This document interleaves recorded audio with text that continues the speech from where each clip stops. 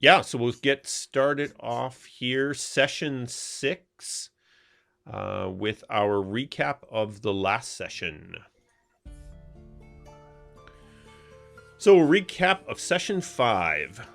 As the last session began, you had departed Whalespell to begin the long journey back to Evandor to meet with Anton.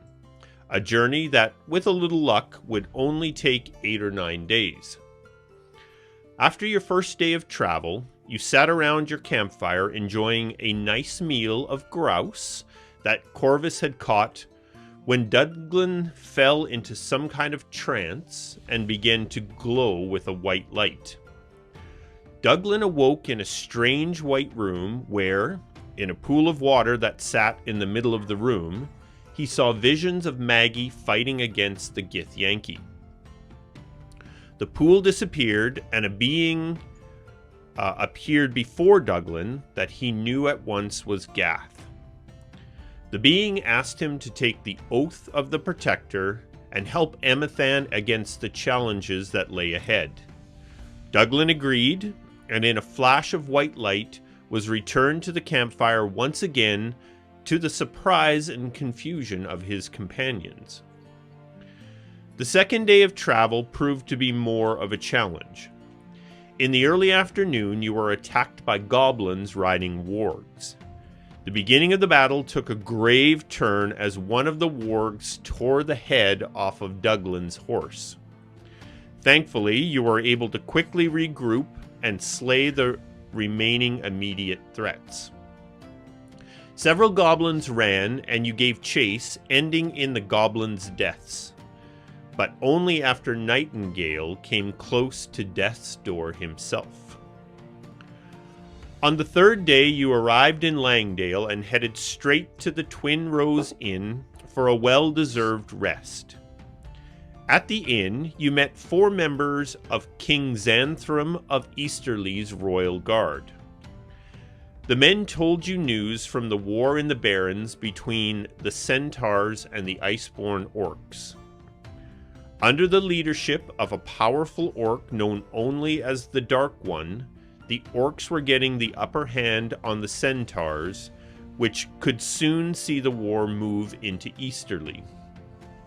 King Xanthram was concerned that Easterly would not be able to muster assistance with all of its internal fighting, and had sent his men to ask for help from the kingdoms of the protected lands.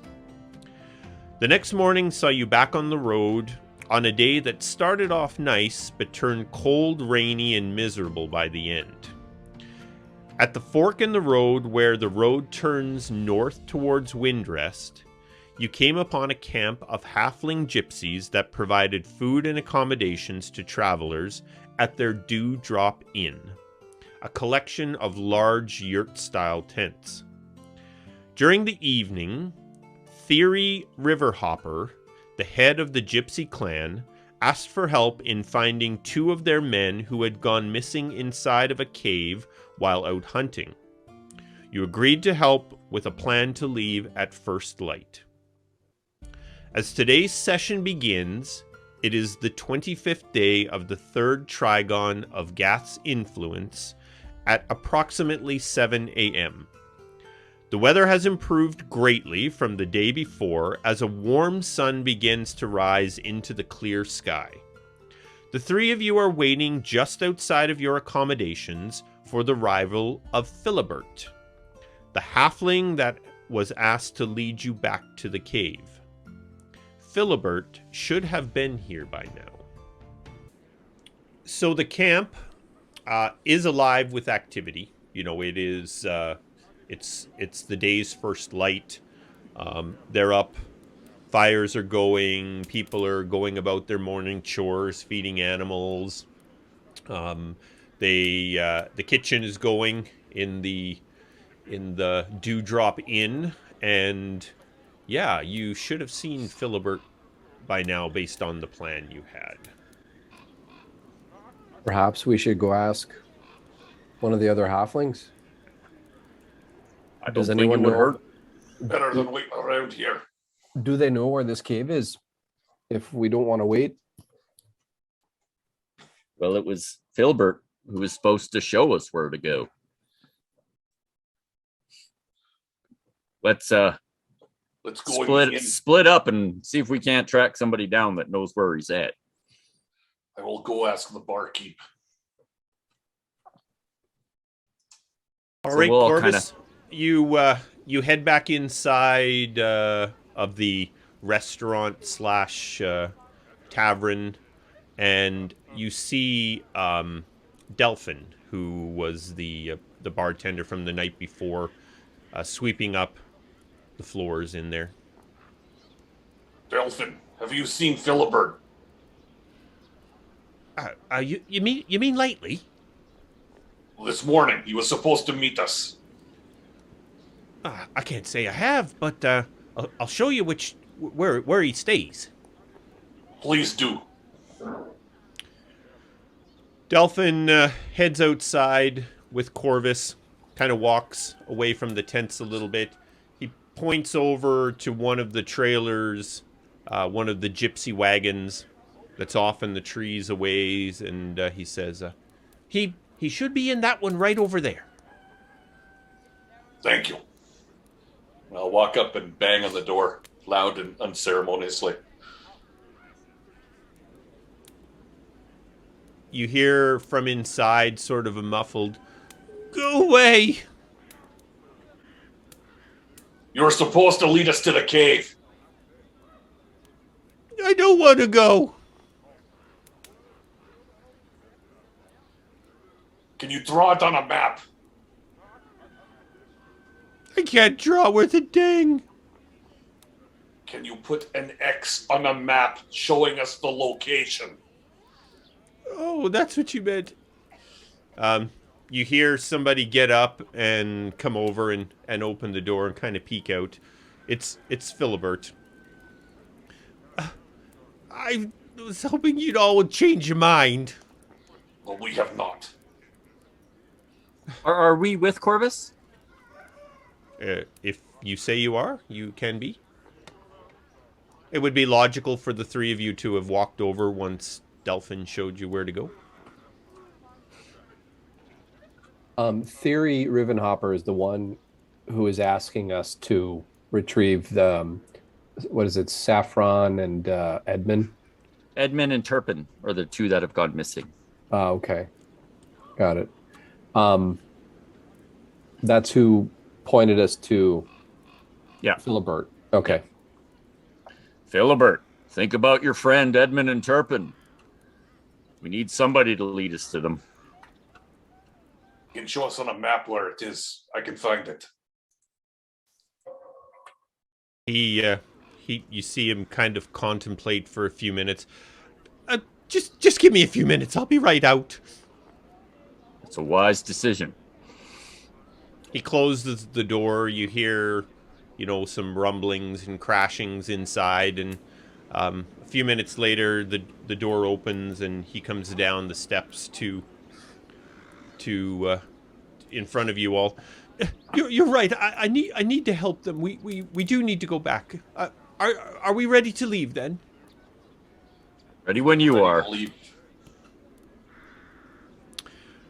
All right. So Filibert heads off, sort of in a northerly direction from the camp, a little bit northwest.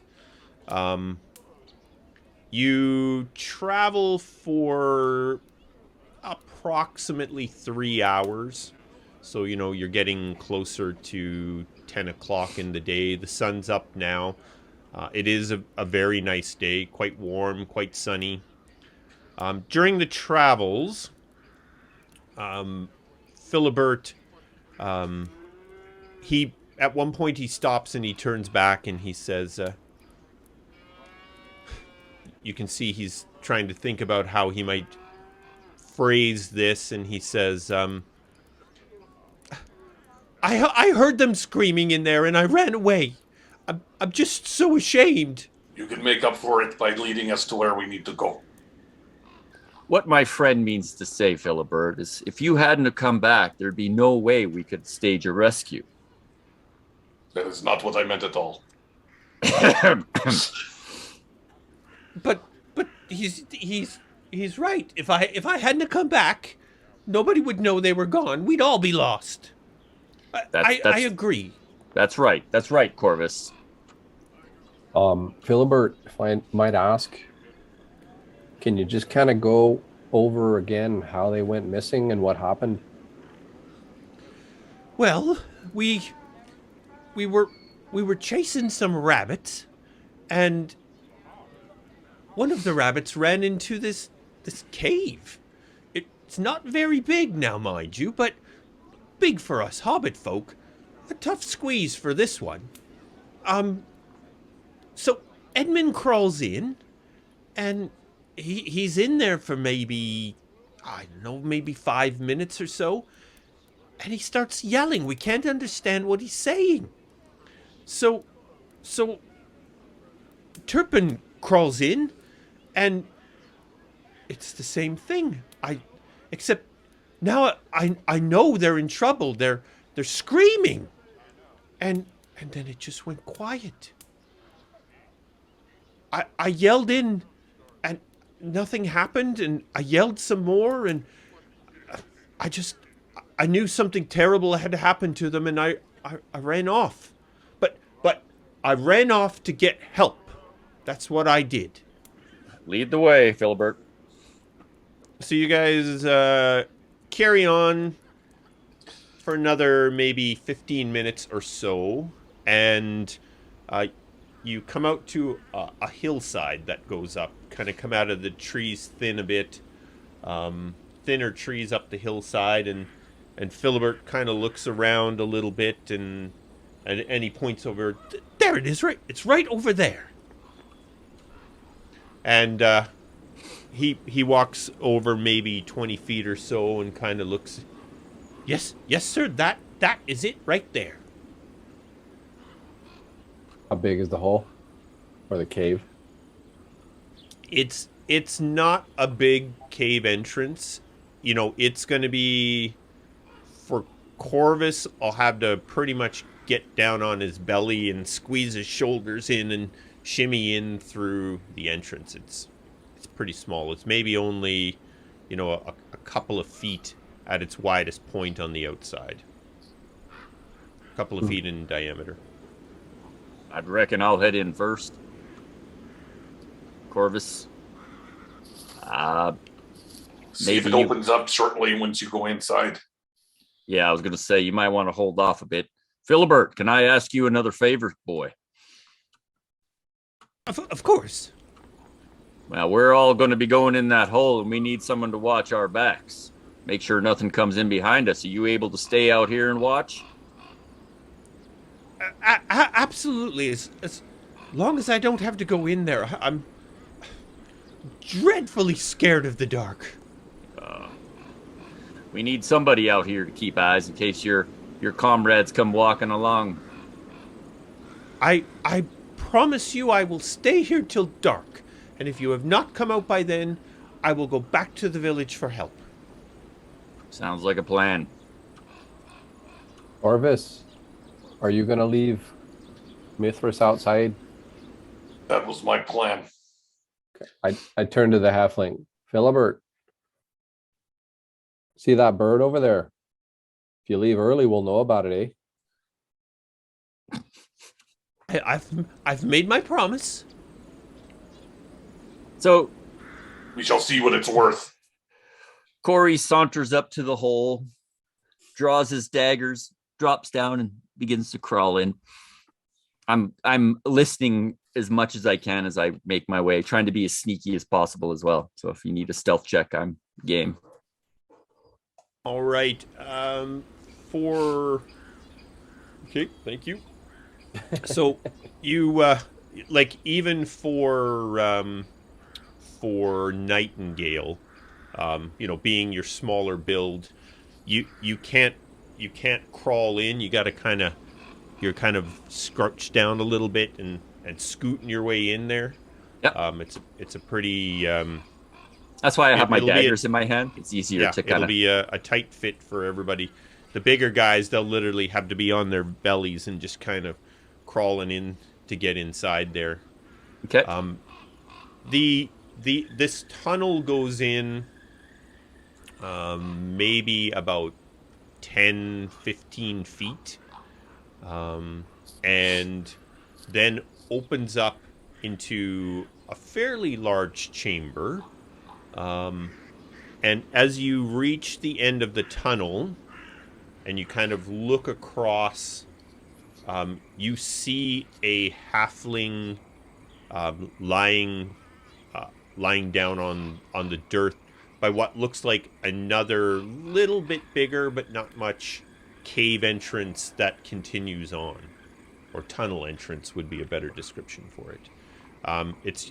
The halfling is just lying there on the ground. Do I smell anything that would lead me to believe that there's like death, rotting bones, that kind of stuff? Or is it just earthy? It's just very earthy. The one thing you do pick up on as you're going through the tunnel, Nightingale, is there's a very light breeze that seems to be blowing out of this tunnel. Okay. Is there air? Sorry, go ahead. I'm sorry, Colin. No, you go ahead, Egan.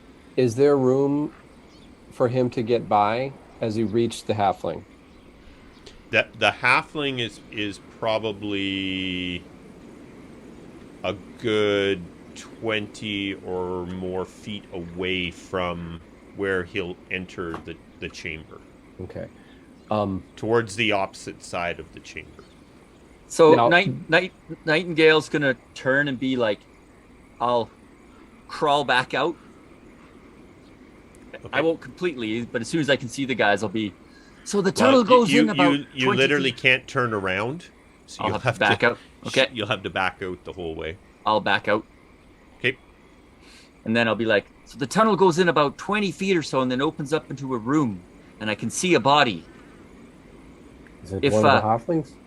It looks about the size of a halfling. Is it alive? I wasn't close enough to tell. I'll head back in, but I'm just letting you guys know. Wait. It opens up so we can. Perhaps we could. And I grab my rope. Do you think maybe we could tie it around and let's pull him out? He's not conscious. He wasn't moving, right?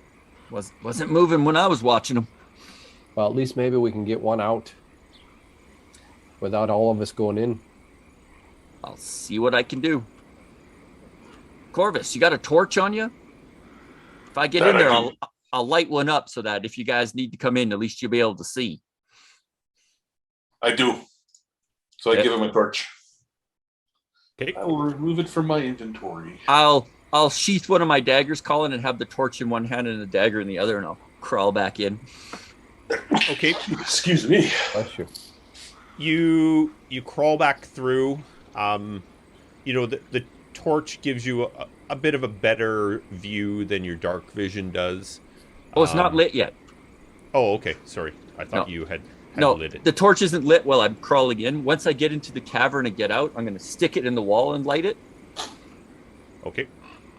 So it kind of lights up that cavern. You make your way into the tunnel, or through the tunnel. You just emerge into the chamber.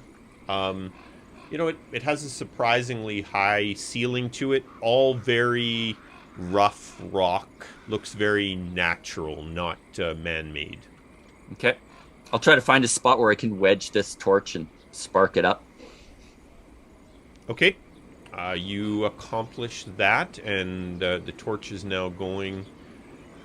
And I will share a map with you. Now, did I also have the length of rope with me? As Douglan's kind of letting it out for me? Yep, Okay. That sounded like the plan. Okay. Before I move any further, I'm going to check the ceiling. I've had some experience with stuff coming from ceilings. There's been a sturge or two make an unexpected appearance. Obviously, you're just going to get a big black map right now. I will place Nightingale on the map. And that should give you your first view of the map. Wow. It's a dead halfling.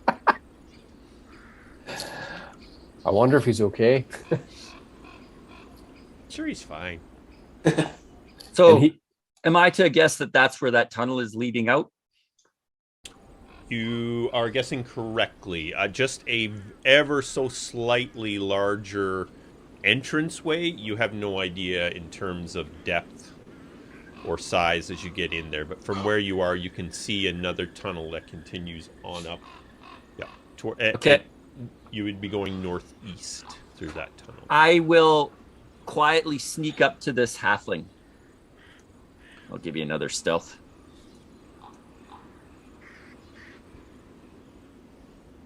Ooh, you're quite stealthy today. And I'll check to see if he's alive. He has a very, very pale, clammy complexion.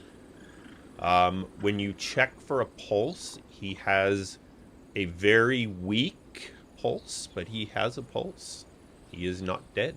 Would I be able to spare the dying on him just to stabilize him?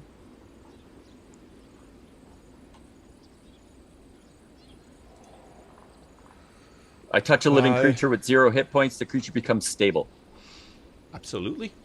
So Nightingale puts his hand on him and says a prayer to the gods, sparing this halfling's life in exchange for the death of many more to come.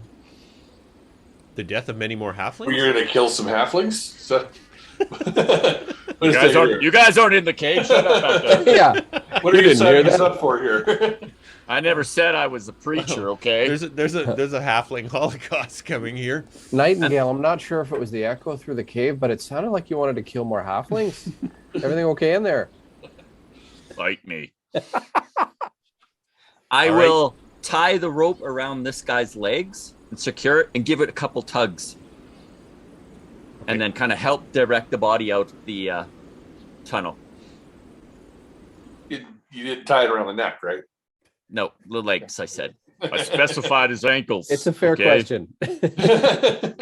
All right. The group hauls the halfling to safety. So you guys pull him out, and much to what Nightingale saw, he's like deathly white, very clammy. As you kind of pull it out, I assume you're tending to him. He has towards his lower back area these 2 large puncture wounds in his back. Could we do some sort of a check? I'm proficient in nature. Would I be able to make a nature roll to see what animal might have done it? Absolutely.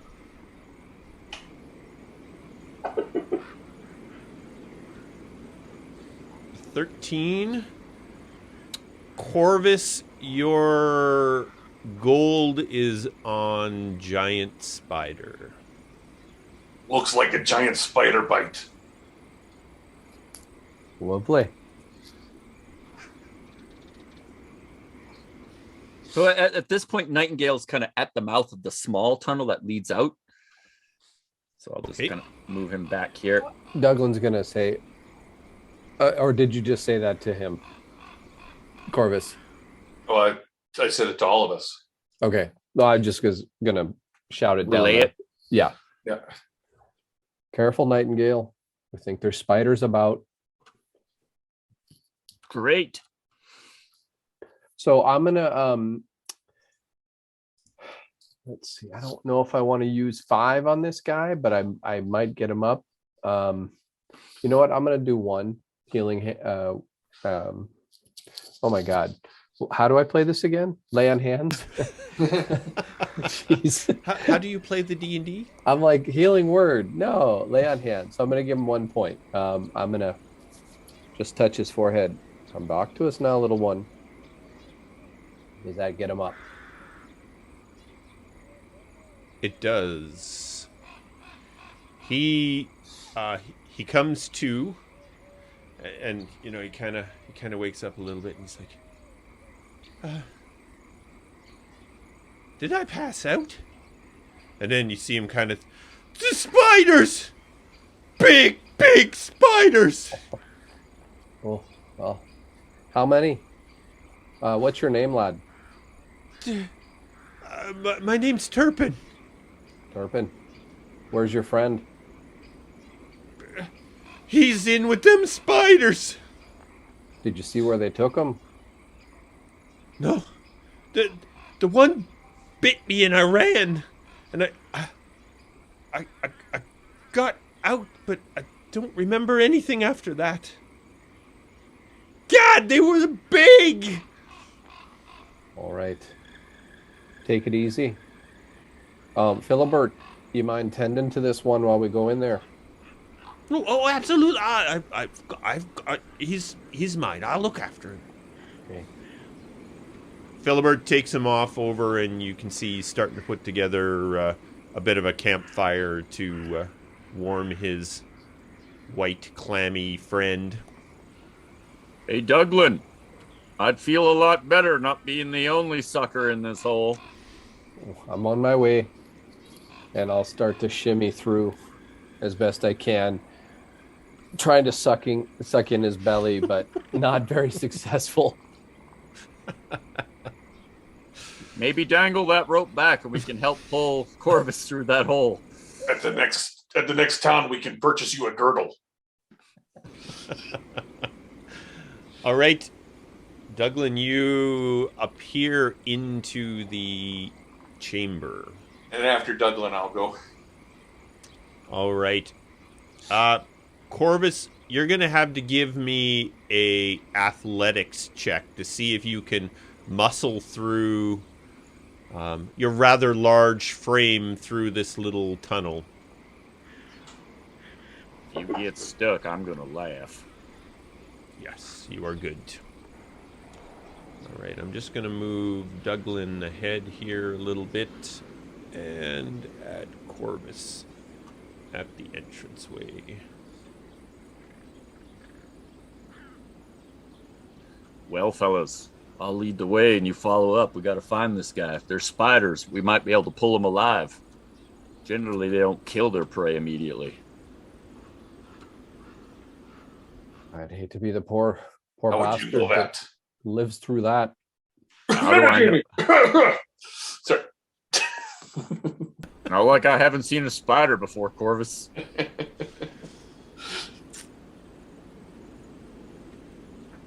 All right, what are we doing? Not metagaming.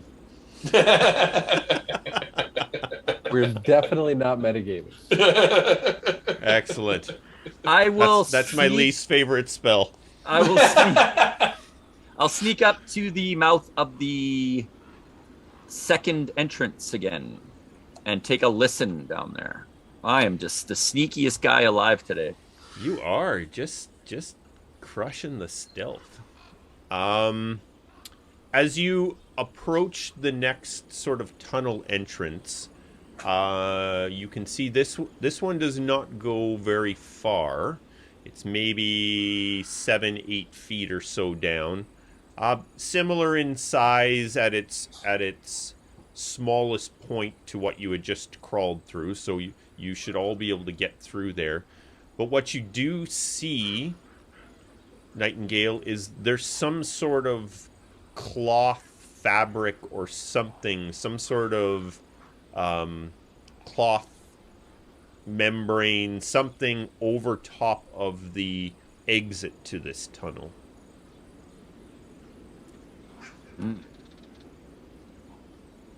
Okay. I will proceed up to that cloth as quietly as I can and kind of signal the others to come without saying anything. Okay, Give us another stealth check there, mister. Oh, look at you two fighting for the same Sorry. spot.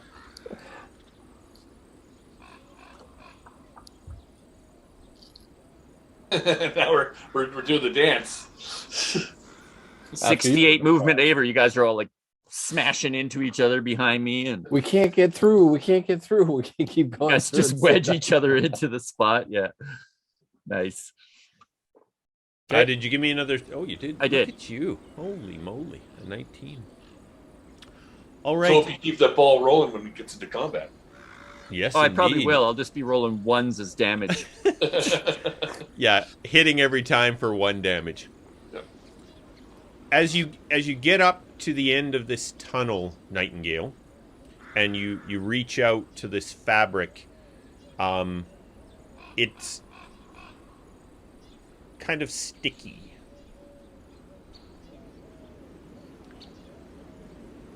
Do we still have the torch? Can I grab the torch? Yep, the torch is back on the wall just at the entrance. I'm gonna grab it. Is there any way to bypass this fabric without touching it at all?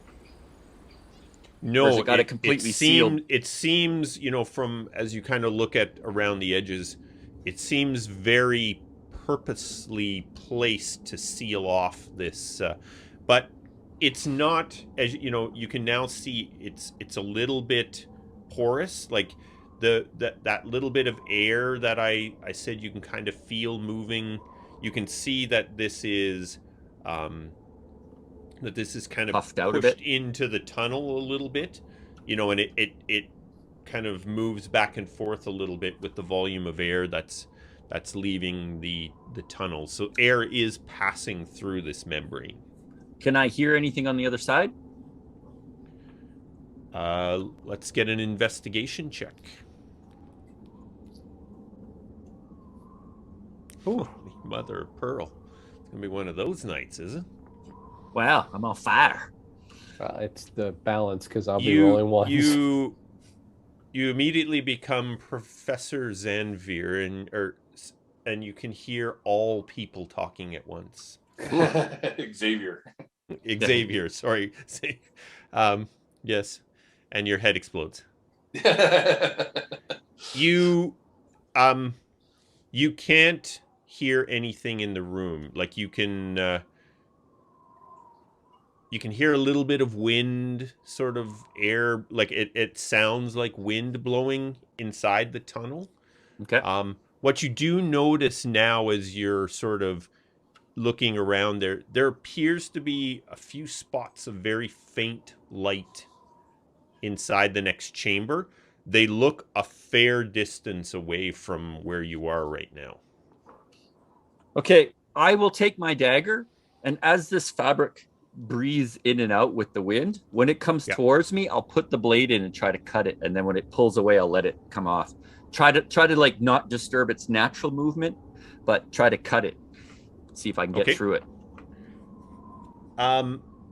You stick your dagger in, and as you start to try and cut it, it's just sticking to the dagger and now tearing and pulling off the edges, and it's tearing off, and the upper part of it is now open, looking into this big, huge second chamber. Are there any loose rocks around me? Oh yeah. Okay, I'll take the dagger and I'll twirl it like cotton candy to kind of pull all this, and then I'll scrape it off with a rock. Yeah, give us another investigation check.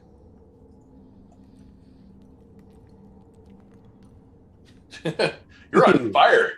Wow. Yeah. You now recognize you're dealing with spiderweb. Okay. Yeah.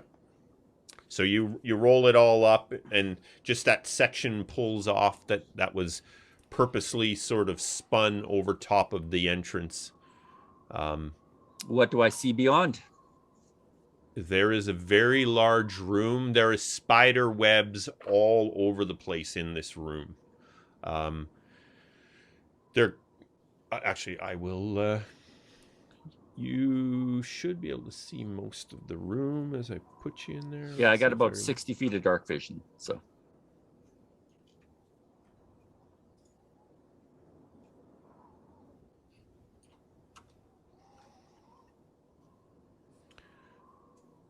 Ooh. Not a good place to wander around in the dark. No. So you can kind of see, you can walk around the outer edge. As you move around the room clockwise, as you're coming up on the eastern wall, you're gaining altitude.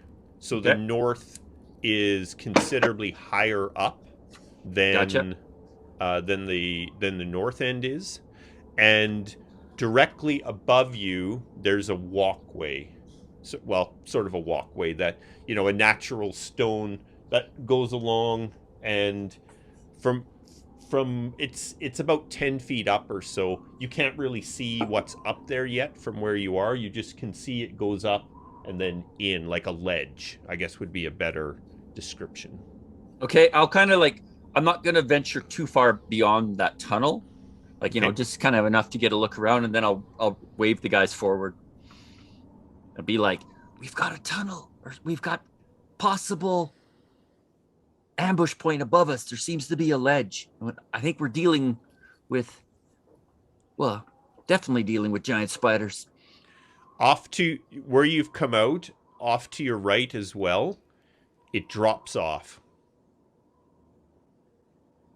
Well, watch your step, lads, and careful with those torches. We don't want to burn this place down with us in it. I'll step out, if I may. As will I. Don't pick the same spot now and bump into each other again. We're holding hands. Well, right, you can crawl into the tunnel, Douglan, but as of right now, Nightingale is kind of blocking. Okay. Okay.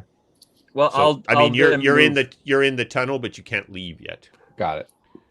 I'll move out, Colin, but I'll move out kind of watching that ledge above me to make sure nothing's coming down. I'm checking the ceiling out, basically.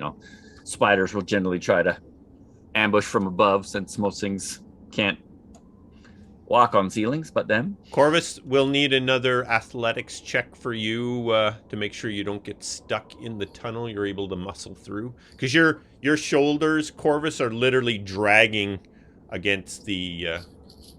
Oh, you're stuck. You guys go on without me. Leave me for dead. I will. After a couple gonna... of days of not eating, I'll shrink and I'll be able to get out. I'm gonna throw him the rope and help him pull. Yeah, he's not far from where you are, Douglan. You literally could reach in and get a hold of him, and I do that. Come on, buddy. Like an 80s buddy cop show. Yeah. Let's go. I'm going to also, Colin, Nightingale's going to put one of his daggers away and draw his short sword. So he's got a dagger in one hand and a short sword in the other. Okay. Nightingale, there's a lot of strands of spider web that move throughout the room. In the middle of the room, up towards the ceiling, maybe 10 or more feet off the ground is almost what you would call your traditional spider web, and it kind of branches off onto the walls in several places. You're kind of sizing it up with some. If you're careful, you sort of can see how you can kind of make your way around the room without touching any of the spiderweb strands.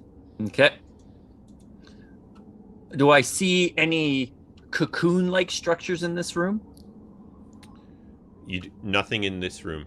Nothing in this room. Douglan, you have the torch, correct? I do.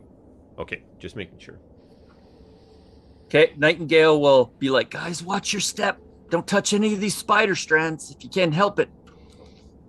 And I'll begin to move.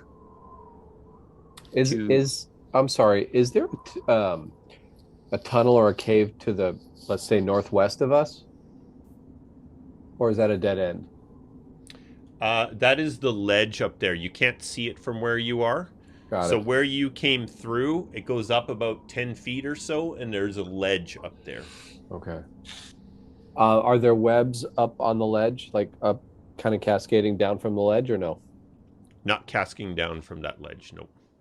Do you, Corvus? All right, Did- so I did need he- a strength check from Douglan to see if you can free Corvus. On where's that old man strength you always talk about, Douglan? Athletics or just a strength check? We'll just go with athletics.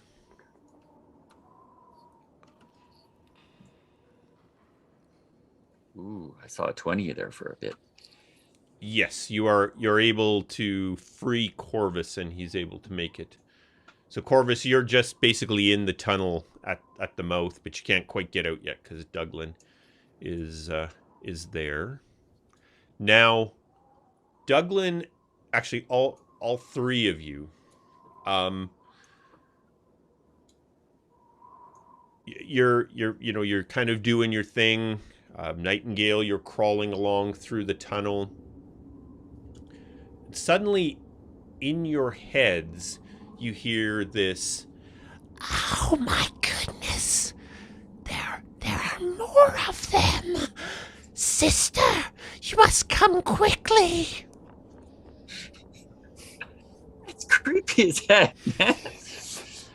Okay.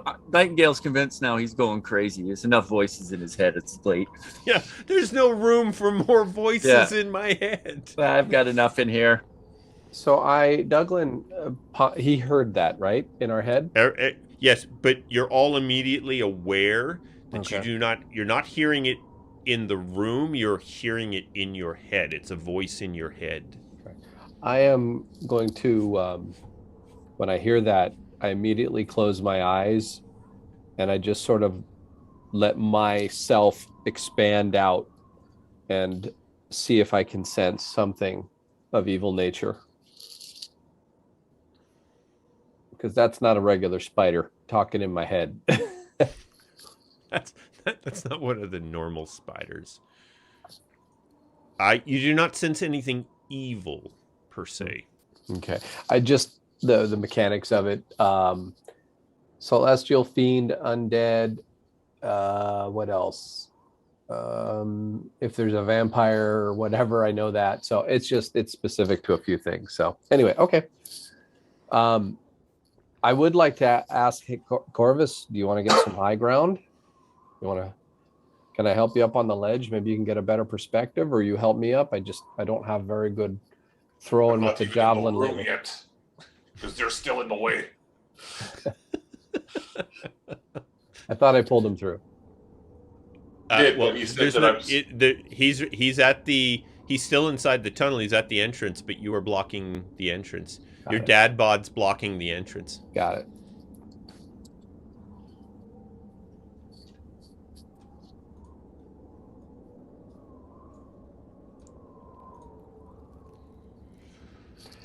Do I see any other exits from this main chamber, Colin, other than these what look like pits to hell? Just 1 second there, Corvus. I'm not sure. I moved you into the room. I'm not sure why. There you go. I see. Okay. I think you did a movement just as I grabbed I your token. It's all good. I get sorry, Nightingale. What were you saying? From my vantage point, can I see any other exits or passageways in the ceilings, the roofs from where I can see? So just sort of northeast of your position, you can see those 3 beams of light coming in. Yeah. They're coming in from fairly high up in the chamber. They're small. There's no way that anybody could get through there. In the rest of the chamber, you don't see any other way in and out other than the one you used. Okay. And so in your heads, once again, you hear, Sister, did you say there's more of them? Let's hurry, quickly. Great. Can I see any strands or any type of movement going on? Things being within the chamber disturbed? itself? Yes. No, like with the little bit, the air seems to come up from those long vertical shafts that are the two that are on either side of the center natural bridge there.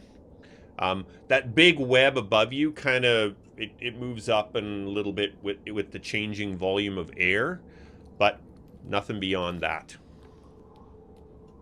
Okay. Lads, I can't see any other exit out of here. Well, I'll ask again. Corvus, would you like to get the high ground? What high ground? There's a ledge right above you. Right above you, Corvus, there is a ledge. So as I'll just describe it again. If you look at the room, as you move sort of clockwise around the room, you're gaining height in this chamber. Oh, and okay, then I see. And then that area right behind you, Corvus, is a ledge that sits about 10 feet up. Okay, so I could reach and pull myself up then, because I'm almost. You could, yeah, absolutely. You could, with a little jump, grab that ledge and. Yeah, I'll go there. All right, Corvus, you pull yourself up onto this ledge. Off to your left, I'm going to assume you're looking in towards the chamber. Towards your left, in sort of a northwest direction, you can see what looks like another tunnel entrance, and it's all covered over with web. The web is quite thick there. There's another tunnel entrance up here, thick with web. Give us a moment, Corvus. We'll be right up there. Come on, Douglan. Step to it, my man. So, before you can move, appearing out of the eastern tunnel towards the south end, a large, giant spider comes crawling up out of the tunnel. Yee. Do we roll initiative? Somebody's getting an arrow in the face. I think he means you. Yeah, they weren't happy with that prayer I said earlier, clearly. I didn't mean for it to sound like a halfling genocide, okay? Initiative, Colin? Initiative, please. Yes. Oh yeah, there it is. There's that one. now we're in combat. 2. Jesus. There we go. There's my team. It's balancing out again. It's balancing out. You move so silently that there's a question of whether or not you actually exist. Yep. When it comes to combat, you're like, ah! We're gonna set the world on fire, gentlemen. Yeah. All right. Might as well take Mithras out of the combat track because he's outside the cave.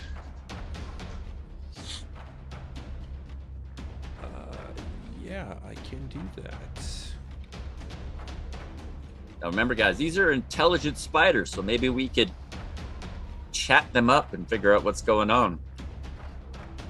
You do that. Yeah. You go talk to them. I'll stay here. As the first giant spider crawls up out of the vertical shafts there, you hear in your heads, "Oh my goodness, sister, they're juicy!"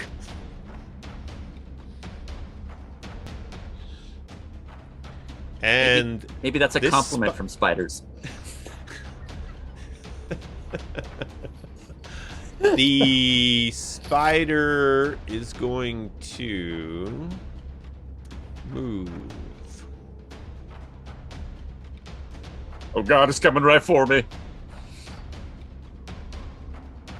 It goes to there, and it is going to shoot its web at Nightingale.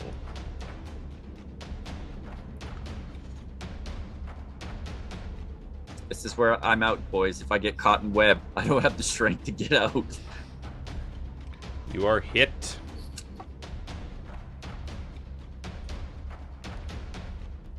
All right, so on a hit, the target is restrained by webbing. As an action, the restrained target can make a DC 12 strength check to burst the webbing. The webbing can also be attacked and destroyed. So I will put the restrained.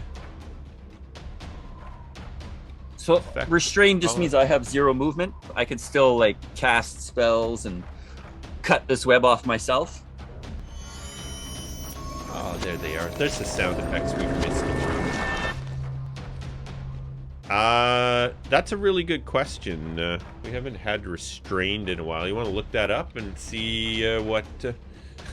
As the rules are written. I know you can't move, but I'm not sure what else you may or may not be able to do. Restrained. A restrained creature's speed becomes 0 and it can't benefit from any bonuses to its speed.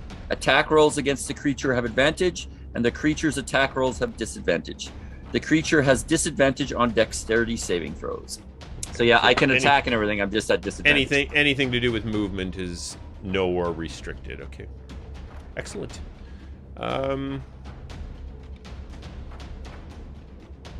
Okay, that halfling is not actually with us, so I'm going to remove him from the combat tracker.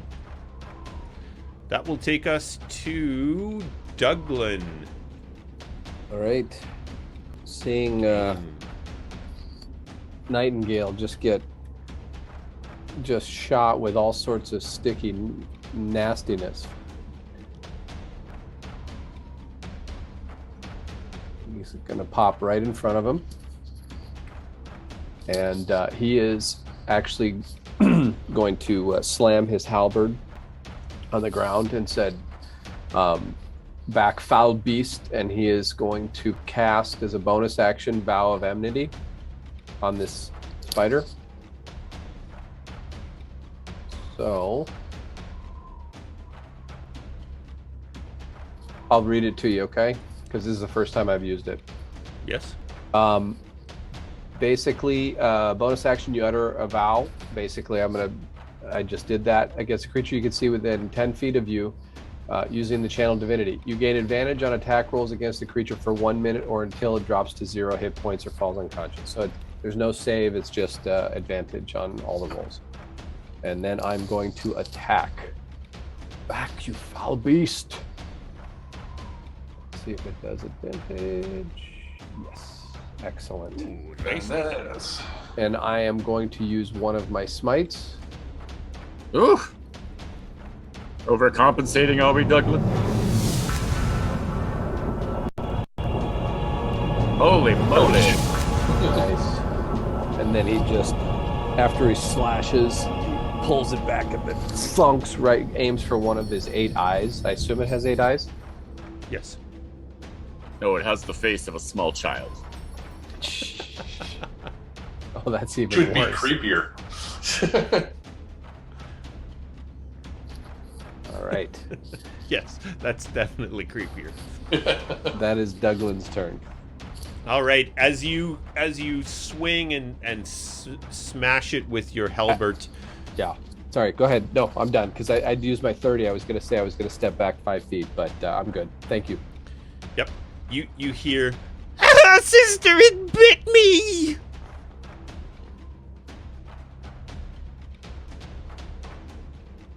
Corvus. All right, well, let's see if I can finish it off. I draw my longbow, take aim at its face, that baby face, and miss completely. All right, your arrow goes whizzing past it, clanking down into the shaft just behind it.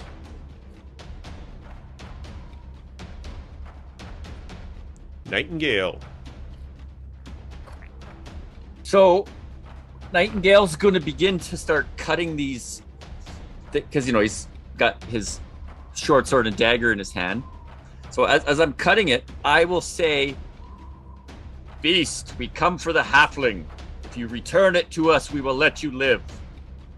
You and your sister may go free as long as we get the halfling." In common, since that seems to be the language we're hearing in our heads. That is the language you are hearing in your heads. But I will. Do I need to make a damage roll to these webs as I'm cutting them? You have to make basically an attack roll on them. Okay. Let me double check this here again. Make sure we're getting that correct.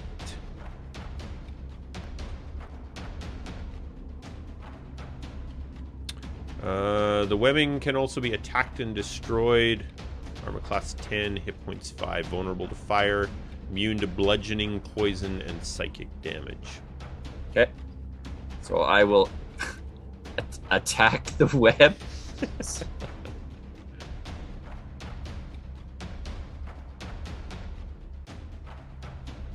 I saw you roll. Me too. There we go. 13, that hit. And give us a damage roll.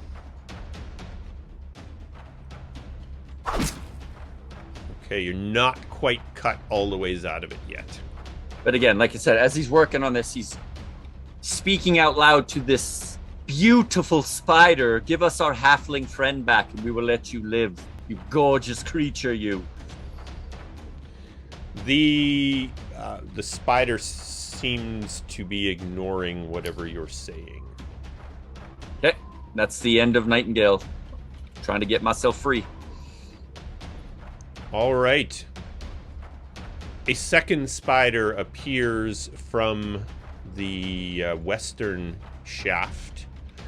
I am here, sister. I will save you. Very quickly, Nightingale's. Go for the juicy one in front of me.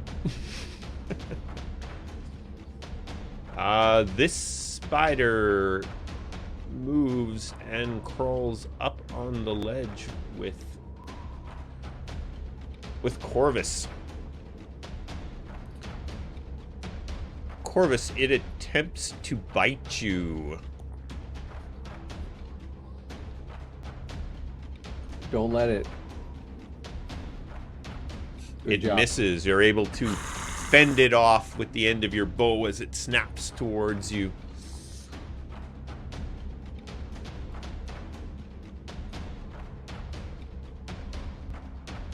Oh, nice. She recharged her web. Damn it. She will take a shot at Douglan with her web.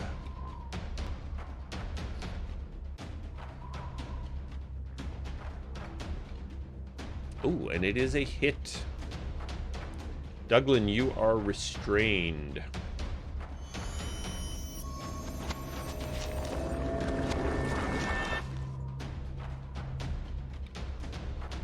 Fancy meeting you here. We're all like,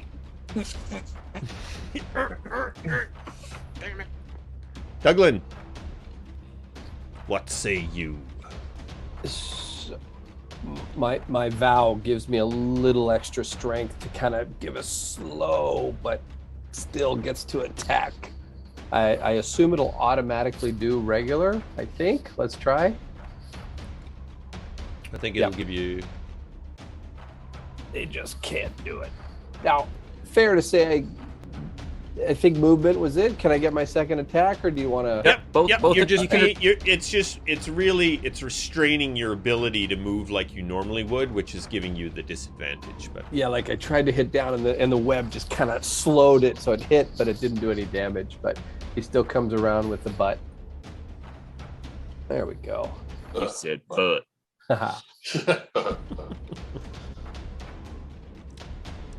Little bit of damage, little love tap. all right. As you smack it with your with the butt end of your halberd, you hear in your heads, I hate them. I don't think she likes you, Nightingale. I'm not the one beating her to death. all right, And it's Corey. Corvus, Corey son Fairbanks. of more talk. What do you got? Would switching to my spear be my bonus action? So you can drop your bow, you can pull your spear as you interact with object, and then attack with it. But you have to drop your bow in order to do that. So Okay, you can't put your bow away. You have to actually just drop it and pull out the spear. I understand. I'm gonna drop it behind me so it doesn't fall into the chasm. That sounds like a sound strategy. That would suck. Just chuck it down there. Pull my spear. I'm going to cast Hunter's Mark on the spider. All right. And then I'm going to hit him with my spear. All right. Now, you're not chucking the spear, you're just stabbing it with the Stabbing spear, it. correct? Yep. Trying to get it in the eye. Ooh, in the eyes. Oh, yeah. Nicely done. I think that in fine print it says it decapitated it. Yeah, didn't it? Are you using it two-handed, Corvus? Pardon? Yep. Little extra juice there, baby. Yep. Ooh, look at that. Oh, good lord. Oh, okay, good. All I saw was the 1, 2, and the 3. I'm like, come on. Good one, though. Wow, nicely done. So you give it a good piercing right through the face. And as soon as it stabs into its face, you just hear this, "Ow, it hurts!"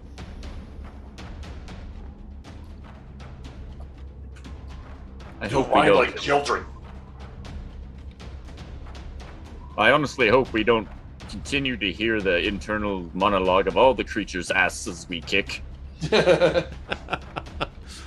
All right, Nightingale, you are still restrained. What would you My like to do? attack to the web.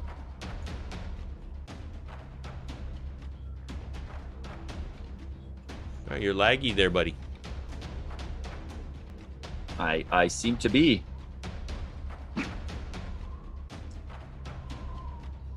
Seven? Does that? No, that doesn't hit it, does it? Nope. I don't get any good ground made up on that. You're still hacking away at it, but you're not really making any good. You know, I mean, obviously you're not missing the web. You're cutting it, and you're still just not unrestrained at this point. Like trying to cut a tomato with a dull knife. Yes, exactly. You can't get through the tomato skin. Yep. It'll be like, Corvus, when you're done creating a spider kebab, can you give me a hand here? That'll be my turn. All right. That takes us to Spider 38, who is very unhappy at being stabbed in the face and attempts to shoot its web at Corvus.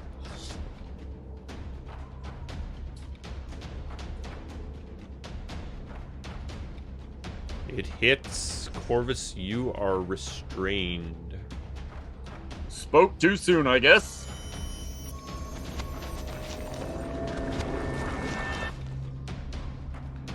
All right. Our next spider friend recharges its web again. Look at that. Now they're getting all the good dice rolls. Yeah. But it is going to move in. Oh, it's going to eat your face, Douglan. Attack Douglan. Its little pincers come out and cleave at your chest, hoping for some of that juiciness. I am very plump.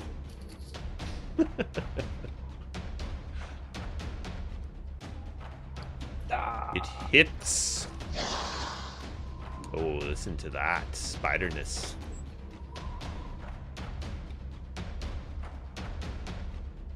Oh, Ouchie. ooh. The pincers just tear into your flesh. You'll need to make a Constitution saving throw against poisoning. That's the boy. You succeed. Douglan, you have just been torn into by this giant spider. Ouch. Yeah, and he's unsticking as best he can, and he's just gonna try to take this thing out. Come on, baby. Yes. Oh, yes. Oh, what a critical effect. That's the decapitation. Turn one, the isn't it? tide. In addition to standard critical hit damage to your target, you gain combat advantage against all enemies on the battlefield until the end of your next turn. Sweet. Nice. I'll take it. It's disease, by the way. Gotcha, okay. Yeah. I hope this drops him. Yes. Oh, Yes. God, nice. All right. nicely done. 19 out of 20 points of damage. I Very never doubted nice. you. I never doubted you, Douglan. Thanks, man.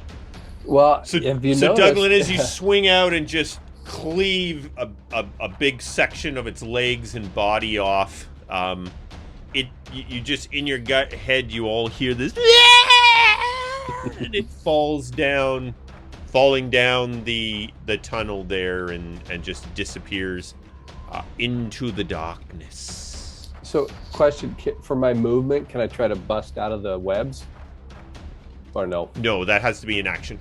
Okay. All right. Well, then, yeah, I'll obviously wait for my next turn. And guys, keep going. I just gotta do something with my daughter real quick. Keep going. Yep, no I'll problem. be right back. Corvus. I'm gonna try to bust out of the webs. A fair plan. So is that an athletics check or just a straight strength check? So it's still an attack. If you just want to tear out of it, it's an unarmed attack. So just roll a d20 for us. You actually attack this web to kind of tear your way out of it. So roll a d20. But should I roll like a dex? Should I? Do I Just roll be a a strength? just Do I- strength. Yeah, sure. Just give us a strength check. To tear Then I out get of the it. +1. Yeah. Nice. Okay. And then a d4 for the amount of damage you do against it. And then do I get Okay. the +1? Yep.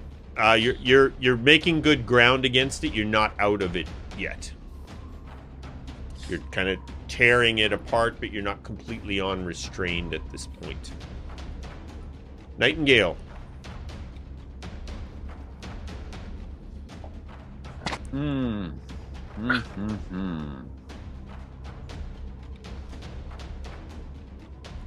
am I at here? Well, he's within range. What was that? I will look at that giant spider and be like, Corvus, you don't need to worry if that one fights the same way its sister did. Vicious mockery. I love vicious mockery.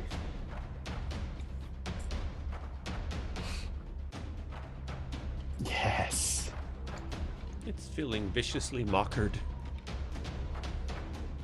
And it gets disadvantage on its next attack. Right? So That- there's no effect I can put on it. No, it just gets disadvantage. It just gets disadvantage its next attack roll. Okay. And unless I can double attack, I'm finished for the round. All right. That takes us back up to our spider. Okay, it does not. So it attempts to attack Corvus with disadvantage. I'm not sure how this is going to work. It's got disadvantage and advantage, so we'll have It to would just see. do a regular roll then. We'll they see just if cancel. it figures that out, if it actually cancels or not. But we'll attack here. Yep. it Yeah. did. Right on. Nicely done. And missed. Yay! So Corvus, it snaps out at you, and you're just able to move away, even in your restrained state, to keep its piercers from biting into you. Douglan. Yes, I would like. Can I do a strength check to see if I can bust through these, or an Absolutely. athletics check? It's basic strength. It's an athletics check, strength check, whatever. We'll use that as your hit or not hit. Okay. So go ahead. Since you're just trying to tear it apart. Yep. So give me a D4 for damage.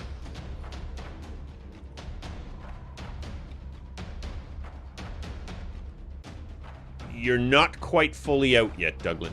Okay. Attacking web just seems weird to me. It's more like you're damaging it by tearing it apart. Makes more sense to me. Question for you. No, that was my attack. Never mind. I was going to say I had an advantage. I could have thrown a javelin, but I know you guys don't like when I throw javelins, so I'm not going to do that. I don't call what you do with the javelin throwing it. Yeah, there's been a little bit of misadventure with the javelins.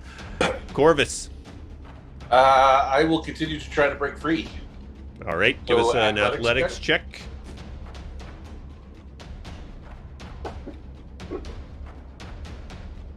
You continue to make ground against the web. Give us another d4. You are free of the webs. Now let's hope this doesn't turn into a vicious cycle and it just webs me again.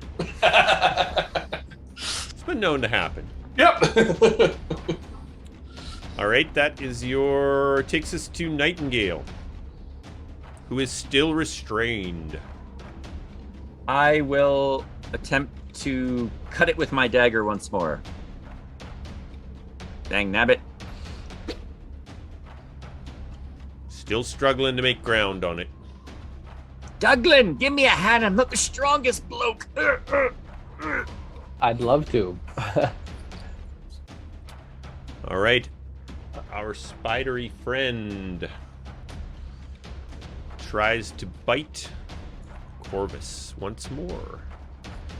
Kind of snapping in at it again. As it moves towards you, you hear, I will avenge you, sister.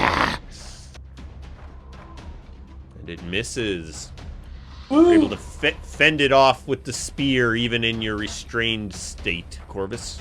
Oh, but I thought no, I'm you're not restrained anymore. You're on restrained state. Yes. Unrestrained state. Yes. Yeah. Douglan.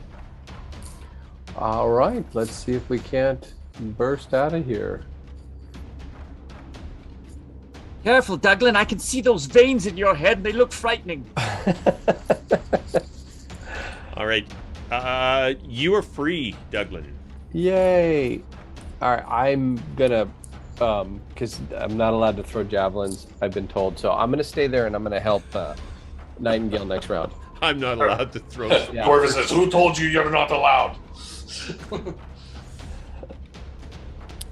Now I'm gonna help because I see that he's completely struggling. So I'm gonna, I'm done because that was my action, but I'm gonna stick around and next round help you out or give you the help action. Corvus. All right. Well, shoving a spear in his face seemed to work pretty good well last time, so try it again. Nope. Oh, it's a 7. Still a miss. She is ready for you this time, and as you go in with the spear, it flattens out, and you just over top of its head and missing. Thought it was a 1. Ah! You slip and fall down the crevice. Yeah. Nightingale. As you know, I'm trying to struggle to get myself lined up so Douglan can break me free. I'll yell out to that spider again. You look like an overgrown cockroach, you bloated bag of beans. Vicious mockery. Oh, she's not going to like being called a bloated bag of beans. Yes. Who would, honestly? But again, disadvantage on her next attack. Yes. Excellent. Oh, is that what the big X means on it? Yep. That failed. Yeah. Oh, so I see that. Yeah, failed the same. All right. She still has not recharged her web. Not like her sister, this one. She should. All right. Disadvantage on her attack against Corvus. Probably took double Attempting web. to strike in again and catch you with her pincers.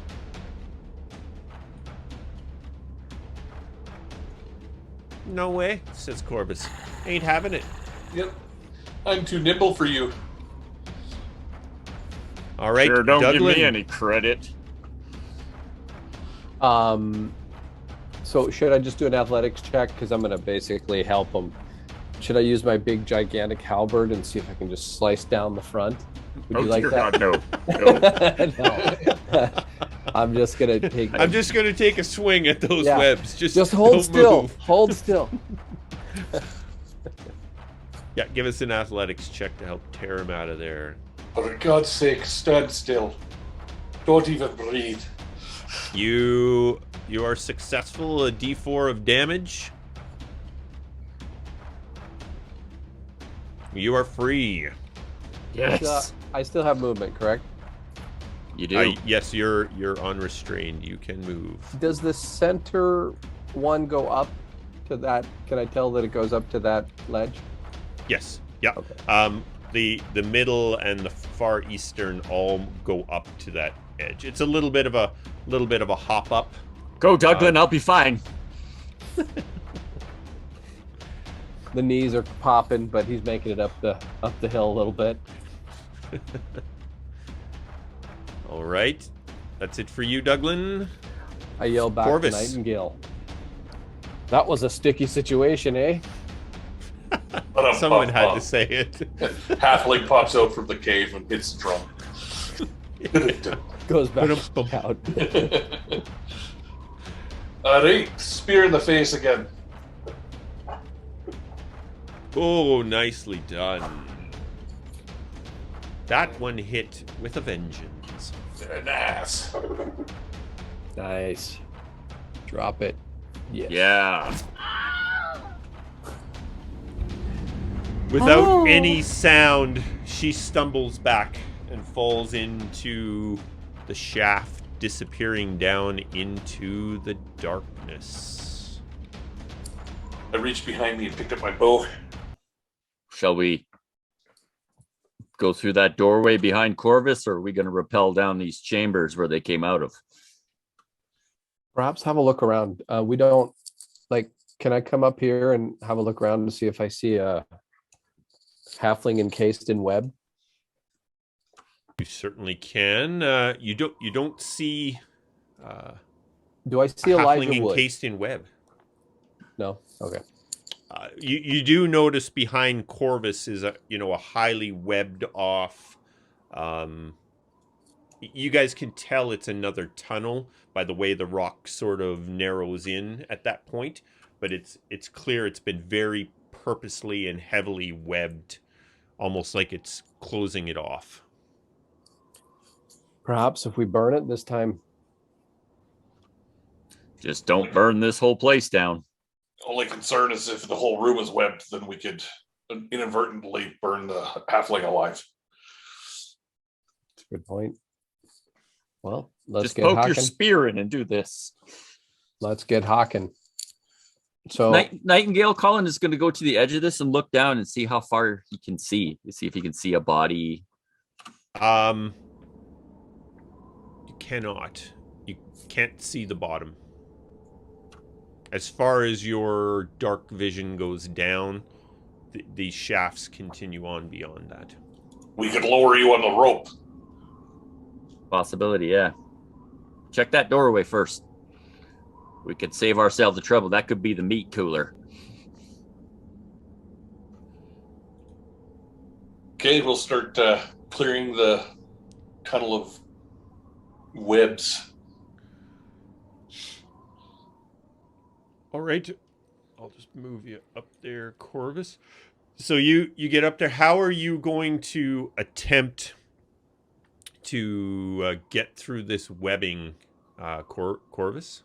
I'll try using my spear, see if I can kind of cut through it and pull it out and scrape it off on the ground and then cut more. Sure. And, So so you start sticking your, kind of digging away at it with your spear. It all sticks and bundles up on your spear. You're able to just on the ledge you're on, kind of scrape it off a little bit and keep digging. You find there's probably 6-8 inches of a pretty consistent web all spun in there. But after a minute or so, you're able to see into another chamber beyond where you are. In the very middle of the room, there appears to be a big, large, webbed ball sitting in the middle of the room. And Corvus, as you look at it, it seems to sort of be undulating. We burn this. Give me my torch. What if it's the halfling? It is not. I do not think it is.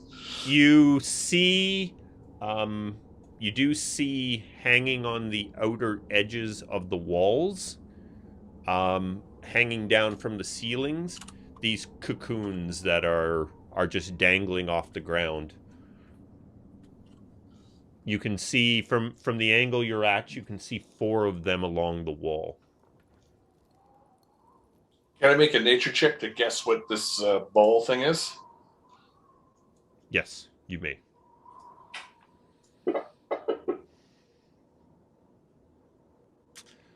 You're not quite sure, Corvus. It is undulating. It is not good. That's all I know. How big are the I assume you told us there's stuff on the wall too. There's cocoons hanging on the walls. What sizes are they? What's their size? Various sizes from, you would say some of them, like one of the ones you see might be not much bigger than a rabbit. One of them is big enough it could possibly be a person. Varying sizes, from man-sized to small rodents. You guys want me to sneak in there and check them out? See if we can get out of here without another fight? I'm not sure if that is wise. You could try. Okay, Nightingale will kind of dash his way up there. Yep.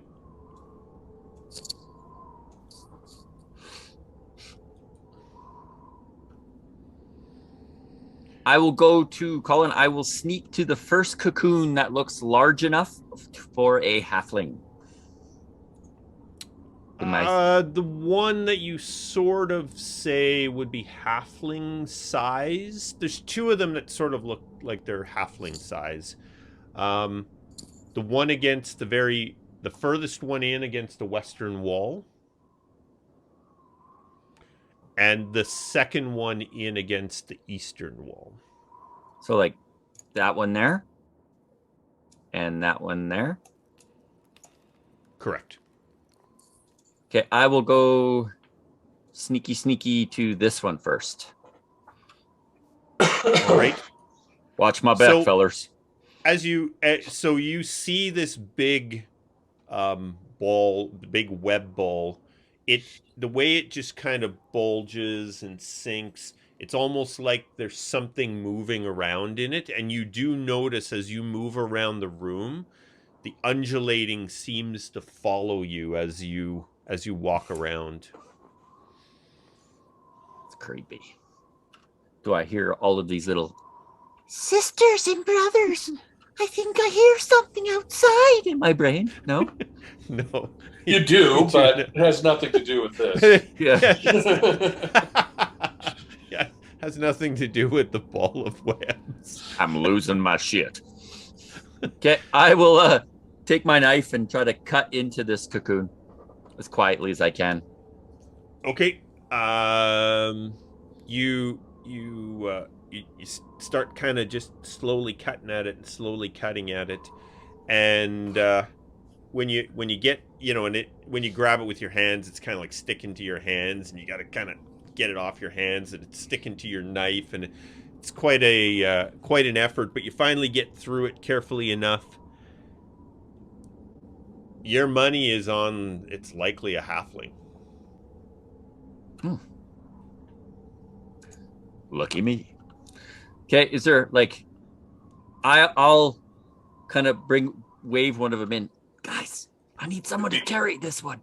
Would it be quicker just to cut it away from the wall and we remove it from the cocoon later? Yes, I'm not strong enough to lift it. It is actually hanging from the ceiling, so it's free hanging from the ceiling.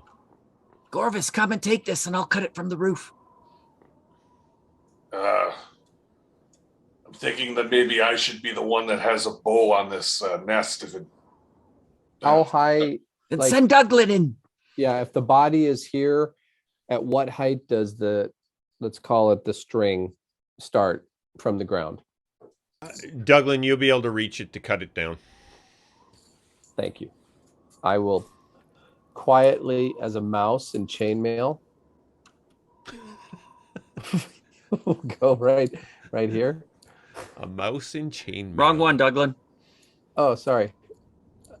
Okay, I can't see, so I just moved where I thought you were. Okay. I'm right beside it. There you go.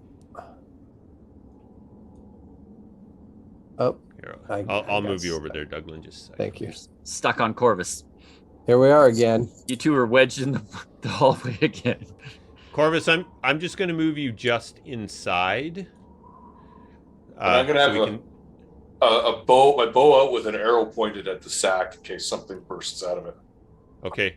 Ready to Douglan, fire. as you are working on figuring out how to cut this down, Nightingale, directly north of you, you notice that there is a body. It looks about human size. It is sitting on its butt with its legs out, back against the wall, and you know it's been there a long time. There's no meat left on these bones. Its clothing and possessions look like they have just sort of rotted and tattered over time. But what immediately catches your attention is there's quite a bit of web in this chamber along the walls, and that it looks like the spiders have purposely stayed away from this body that is against the wall. And you notice resting on its lap, it's kind of got its hands together like this, it's holding a bow. And although all of its other possessions look very rotted and tattered, the bow is in pristine condition. I will investigate further. Am I able to pry this bow from Well, the I dead believe man's you're hands? trying to keep the halfling body from bouncing when Douglan cuts it down. You've got this, don't you, Douglan?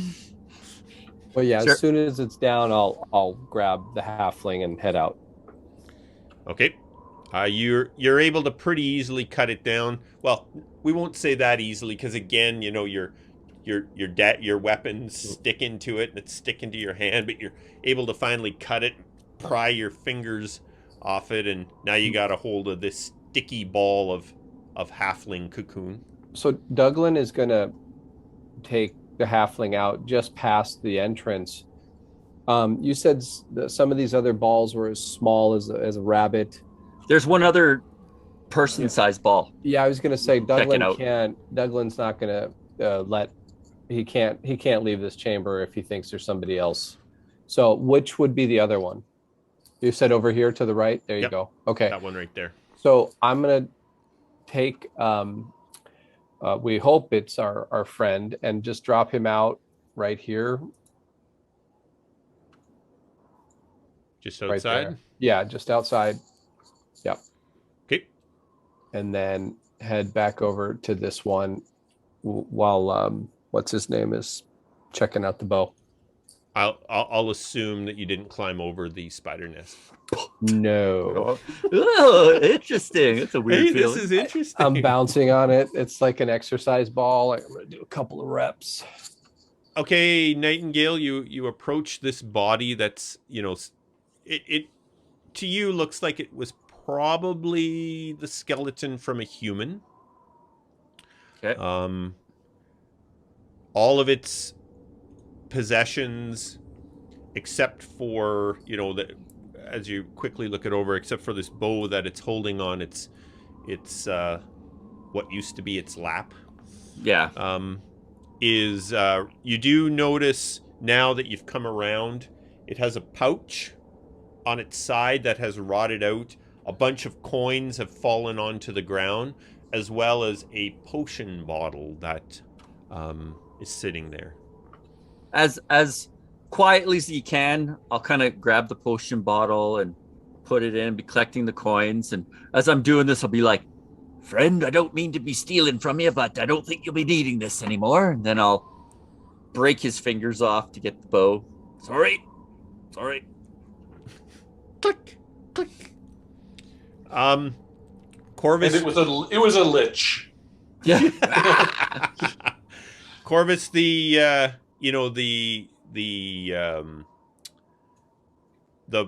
web ball.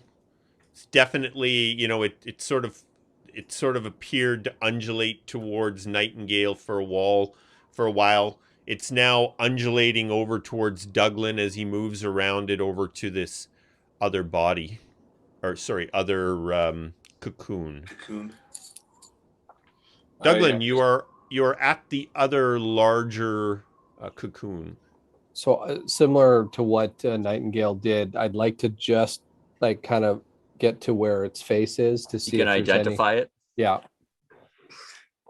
Okay, you kind of cut and dig around, and once you get inside it, you immediately see it is the brown fur of some sort of animal.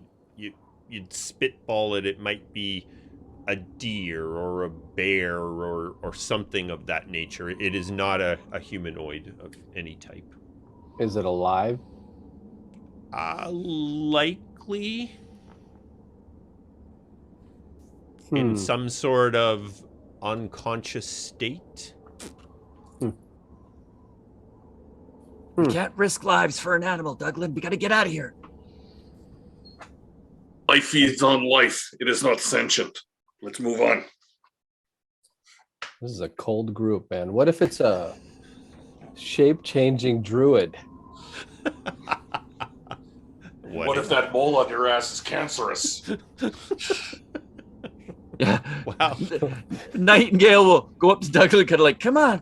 We're pushing our luck here.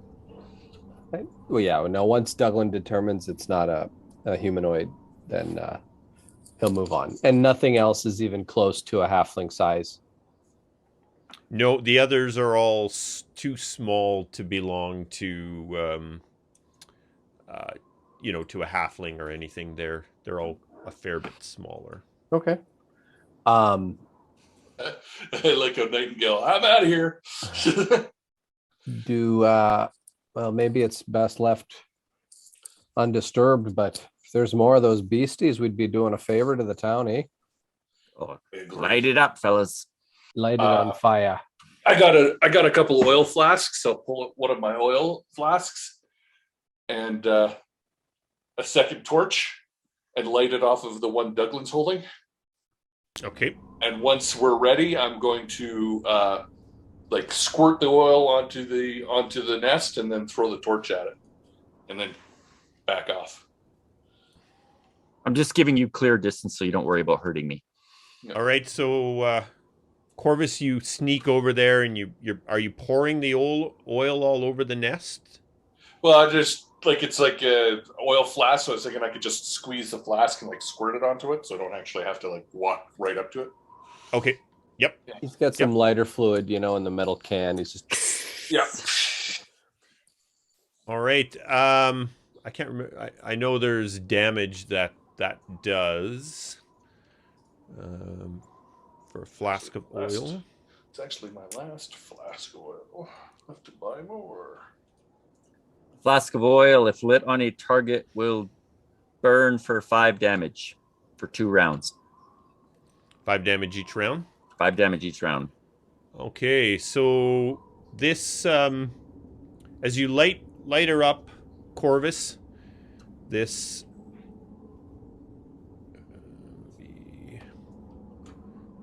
the nest bursts into flames and spiders scatter everywhere. And as they sort of regroup, some burning, some not, they immediately swarm in on you. Sorry, buddy. I've got such a long ways to move back now. We roll an initiative? Yes, please. Yay, we rolled decent.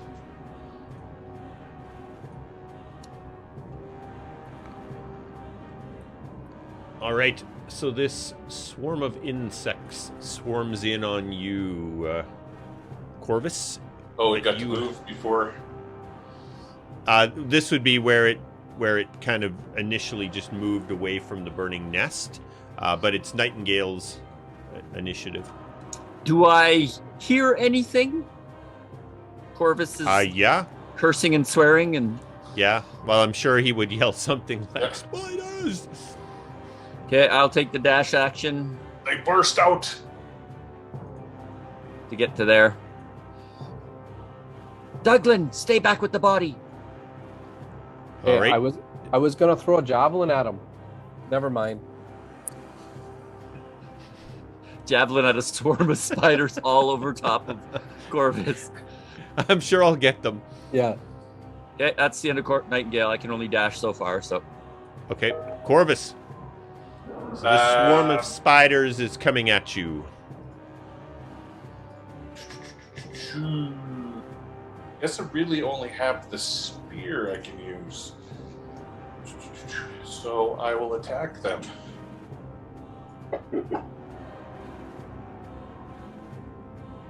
And miss completely. Get off! Get off! All right. Oh, I'm gonna. He's right there. Okay, go. Sorry.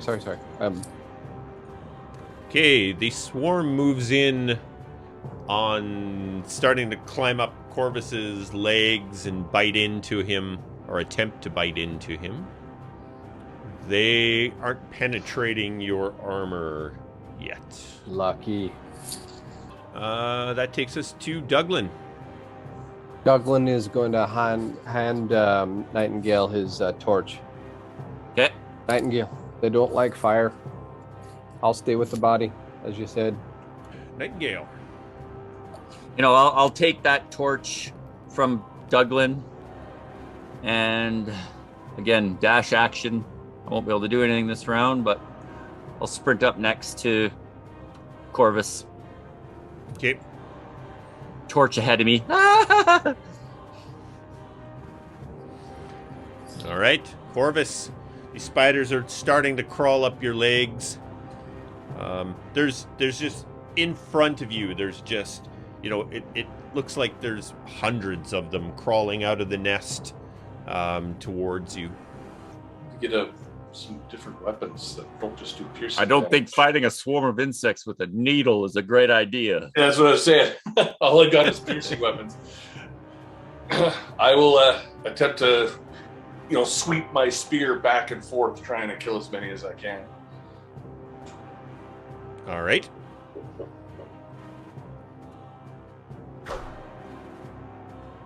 You hit. All right. You are casting spiders and squishing spiders, and but they just seem to still be coming out of the nest. But you're pretty effective in smashing quite a few of them with your spear. They attempt to once again bite in through your clothing and your armor to attack you. Will they take another 5 points of damage this turn? Aha!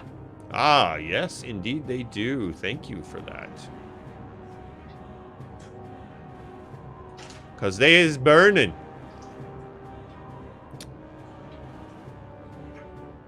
They are dead. Ah! Good call.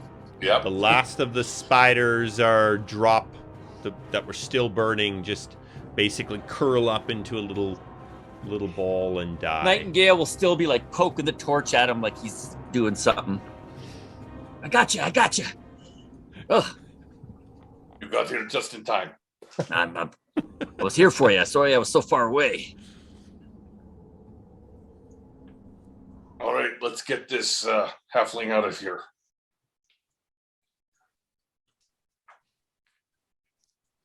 All right. You collectively, you carry the halfling out back through the second tunnel into the first chamber, and then work as a team to kind of shimmy this halfling I'll back do the out same. through. Spare the dying on him, Colin, just in case his condition is not good. Okay. Just You're to able make sure. to kind of tear through the web enough to get your hand on him, spare the dying, and I just need an athletics check. I want to see if Corvus gets stuck one more time. We'll Let's make do sure it, we got. Corvus. He's stuck. Oh, you're good. You're good. DC 10. All right, you are through, and you're all out, sitting just at the entrance of the cave. As we're kind of all just sitting around there, like probably got cobwebs hanging off us and bug guts all over. Nightingale will toss that bow over to Corvus. You're a man fancies himself a bowman. What do you think of this thing? The spiders seem to be avoiding it. I will examine it. Is it just a regular bow or a long bow? It is a long bow, Corvus. It's in very the well built with some ornate carving in it. What you do find interesting is the bow is a little bit warmer than you would expect ambient temperature. It is very finely crafted. Oddly, it is slightly worn. And I'll pull out that potion, Colin, and see if I can figure out what it is. It is indeed it's a healing potion, but you notice its concentration is quite strong. Ooh, nice. Maybe its effects would be greater than a normal healing potion. It's the high test healing potion. I like it. I'll need to the potion. I'll need to very bottom of my inventory for you, right above the arrows. Corvus will have to spend a little time with the bow to better understand it. I will inspect it further when we have time. But let's get these guys back to camp. Douglan, it was a good find, thank you. I'm sure you'd have a better use for it than myself. This is probably true. Douglan, you want to throw a bit of your healing energy into this poor guy before we lose him? Absolutely. So you have to spend a little time tearing and carefully cutting him out of this web cocoon. Much like Turpin was, he's very, very pale and pasty, but has a weak pulse. And right in his chest, you can see the spider bite wound where it bit him. Or where one of them bit him. Well, and you're gonna lay a little healing on the boy, are you, Douglan? Yeah, I'm gonna flick him on the fort. No, I'm just kidding. I'm just gonna say, come back to us, little one. All right, you're giving him one point back like the other. Okay. Yep.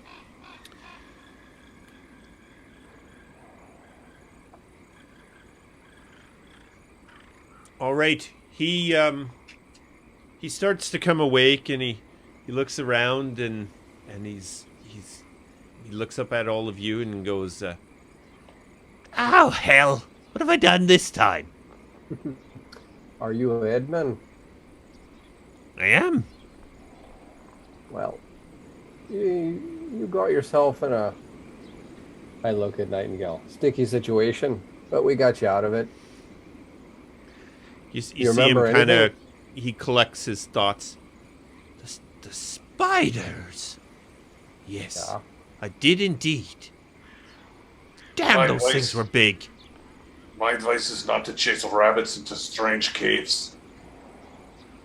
That, my friend, is sound advice. Are you okay to walk? I think so. I'll get a little help from my friends. Yeah. There's Oh, is it Turpin? Yeah, Turpin's over there with Filibert. They've been waiting for you. We're outside, right? Yeah, we're outside the Indeed. cave now. Yep, you're all Yeah. outside the cave now. Filibert's got a nice little fire going. Turpin looks much better. Color's coming back to him. You know, he's still clearly weak, but looking significantly better than when you crawled into the cave. Okay, gentlemen, you are making your way back to the halfling camp then? Helping Yeah, our with haste our if we two can. rescued. It's you weren't in there an hour, so it's not even. It's just early afternoon when you make it back into camp. We'll help Filibert, Edmund, and Turpin get settled. Yeah, you bring him in where the gypsy wagons are. There's a meeting area that's away from the Dewdrop Inn. People immediately start gathering around as you make your way into town, seeing that you have Edmund and Turpin. A few minutes later, Theory appears and he comes up and, oh my goodness, you found them alive! It was beyond my greatest hope of all. Thank you so much for your efforts. They were only Saffron pleasure. runs up and hugs into Edmund, her betrothed. Sorry, I cut you off there, Corvus. You had something to say? I held my hand out and said, "My pleasure."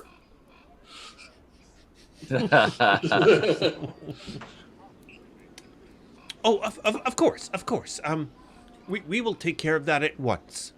And he heads off.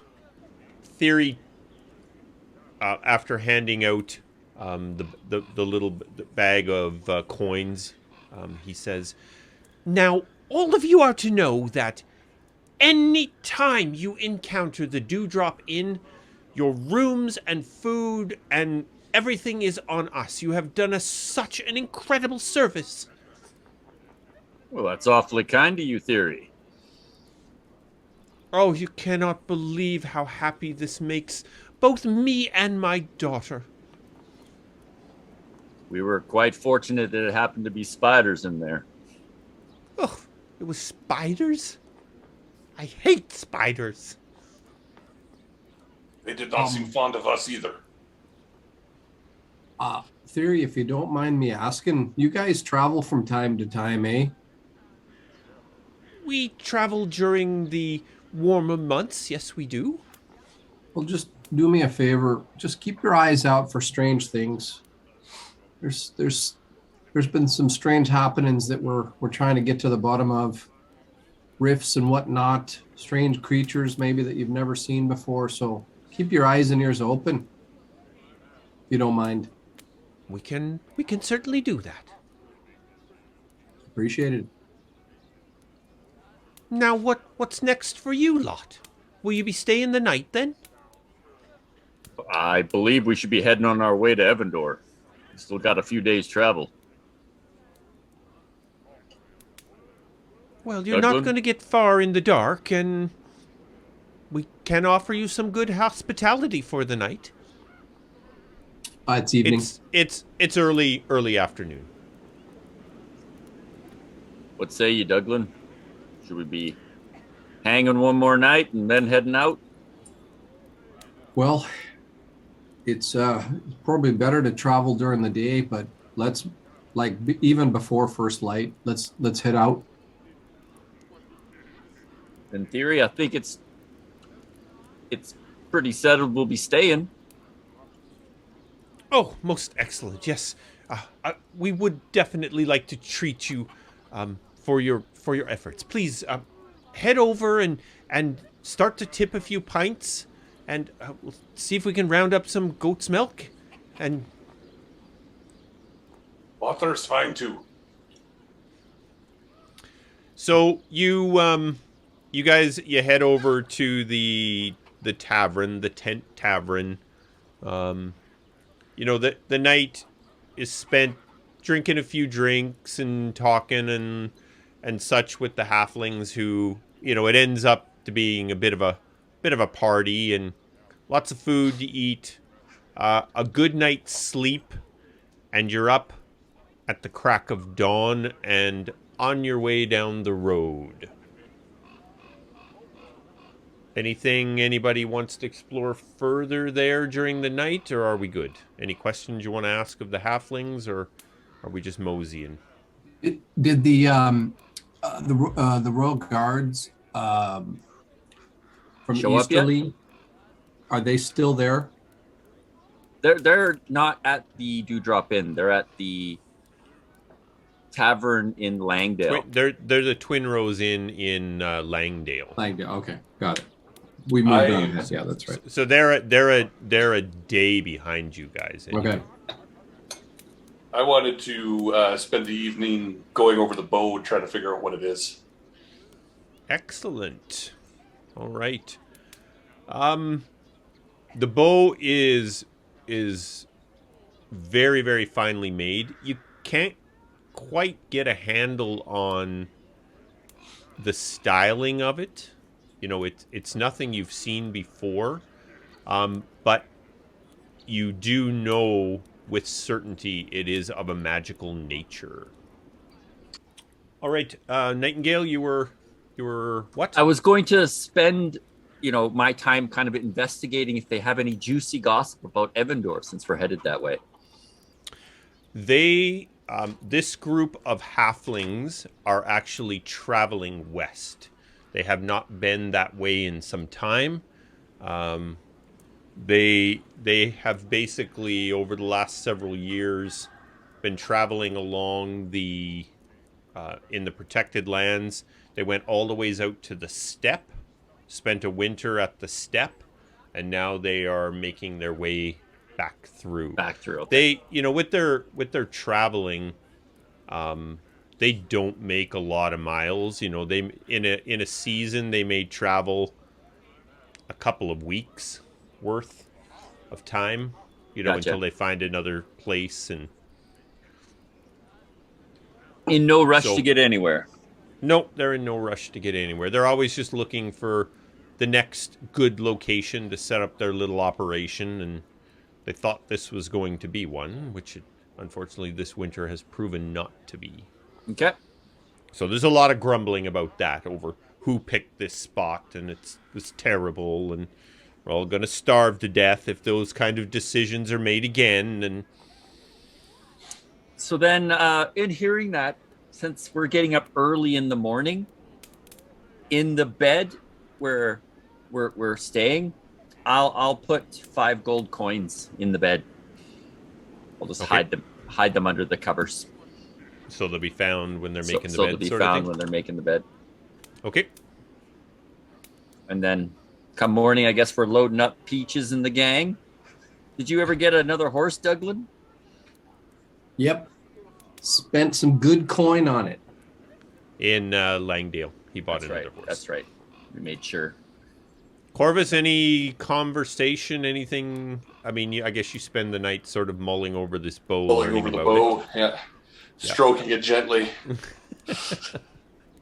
My precious. My precious. Yeah. Oh. Douglan? I need some time alone with the bow. No, he's just gonna spend some more time, really in prayer, just trying to figure stuff out. Okay. And then maybe duct taping his javelins so they don't wobble like they've been. Might switch to hand axes.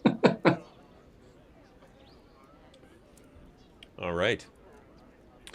Okay, then you are up with the sun and on your way down the road,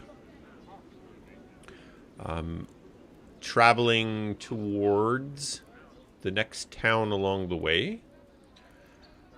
Your travel, it's another day's travel from where you are. Actually, another couple days' travel. from where you are. So you spend a night in the woods, uneventful. And the next day, towards the end of the day, we'll say sort of late afternoon, not quite supper time, you come up on Wellspring, which is the next town sort of along the King's Road. As you approach Wellspring, so the King's Road continues on. It branches off towards the south. You can see sort of in the distance Wellspring. But what you see on the road, just a ways off of the main road, the King's Road, is there is a garrison of Evandor troops. They appear to have set up a checkpoint on the road into Wellspring, and they are stopping travelers. You see a couple of riders ahead of you that are stopped by the troops. As you continue to approach, it appears that there was some line of questioning, and then the two riders continue on into Wellspring. Douglan, what do you think this is about?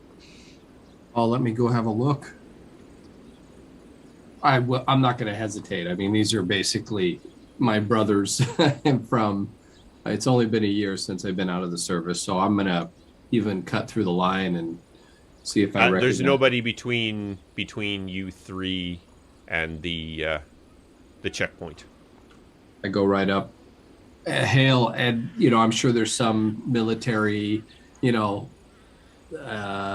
that we would greet each other. I actually do have that background for what it's worth. So I'd like, I want to use everything. You got to have your background too. Where is it? Hold on. I am a soldier. So when you choose this background, work with the DM, basically you have, standing, for lack of a better term. Like you're always recognized, so that, I left on good terms. So kind of, okay. Let's as you ride up to the checkpoint, a half dozen soldiers. There's a couple of tents on either side. They come up. The others are maybe 20 feet or so behind you. The soldiers come up and through their body language and their hands that they make it clear they want you to stop. And they the one comes up to you and says, "What's your name and your business here in Evandor?" It's Douglan McCain, lad. I'll have yours if I may. What's this about?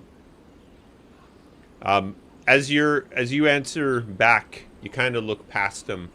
You see a rider on a horse is coming up to you, and you recognize him as Emerson Verone.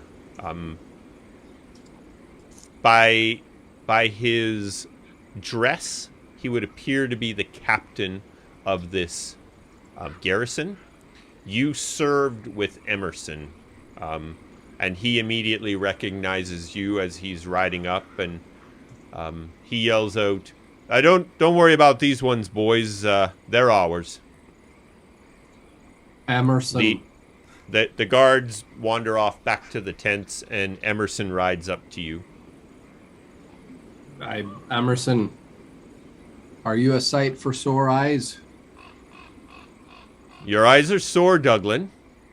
Always these days, lad. Always. Where have you been? What brings you back into Evandor? I had no idea you were gone. There's quite a tale to tell, but perhaps not here, if you know what I'm saying. Forgive me. These are my friends. This is Nightingale, the lead one, and the big guy here is Corvus. Well met.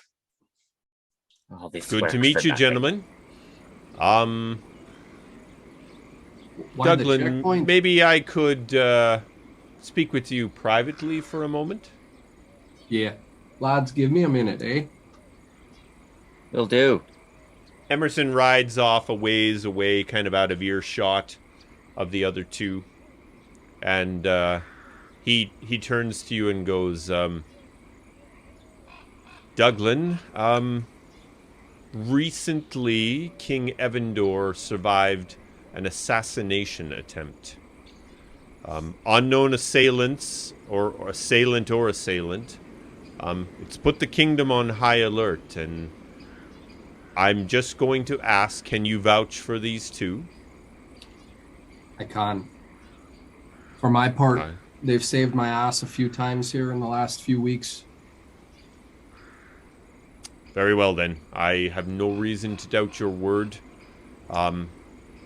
It is very disturbing, Douglan. We've never in my lifetime have we seen such a thing in the protected lands. It makes one wonder what's about. Emerson, it's no coincidence then. We're actually on our way to meet with the king. There's been some strange happenings. You remember years past, eh? What happened at Tianchar? You remember? Do. Well, we think it might be tied in. We're not quite sure, but suffice to say, if I could have a word with the king, there's something evil about that we got to figure out, and it might have something to do with Tianchar, but I think it goes well beyond that as well. Can you tell me a little bit about the assassination attempt? Was it a strange creature? Was it a known assailant? What happened? Nobody knows. The king was found near death in his bedchambers. And we have no idea who it was, or how they got in there, or where they went afterwards. The truth is, Douglan, without the king's clerics, he would not have made it. So, no idea how they got there. No idea None. how they left. Well, that sounds awfully familiar. These things I'm talking about, they can pop in and pop out when they want to via the rifts. I'm not saying that's what happened here, but it sounds an awful lot too much of a coincidence. You know how Anton's doing? There's a lot of activity at Tianchar wineries. Looks like they're busy putting the place back together. Yeah, we got to get to him. He's a target. In fact, they tried to take him last time. They were there specifically for him. So these are indeed strange times in Evandor. Emerson, let me ask you something. Have we been having any troubles with Easterly? None that I'm aware of. Some soldiers are going to be passing through here that we met on the road. Their names are Belin, Brogir, Tandar, and Roko. They're looking for an audience with the king. I said I'd help, but that was before I heard what you just told me.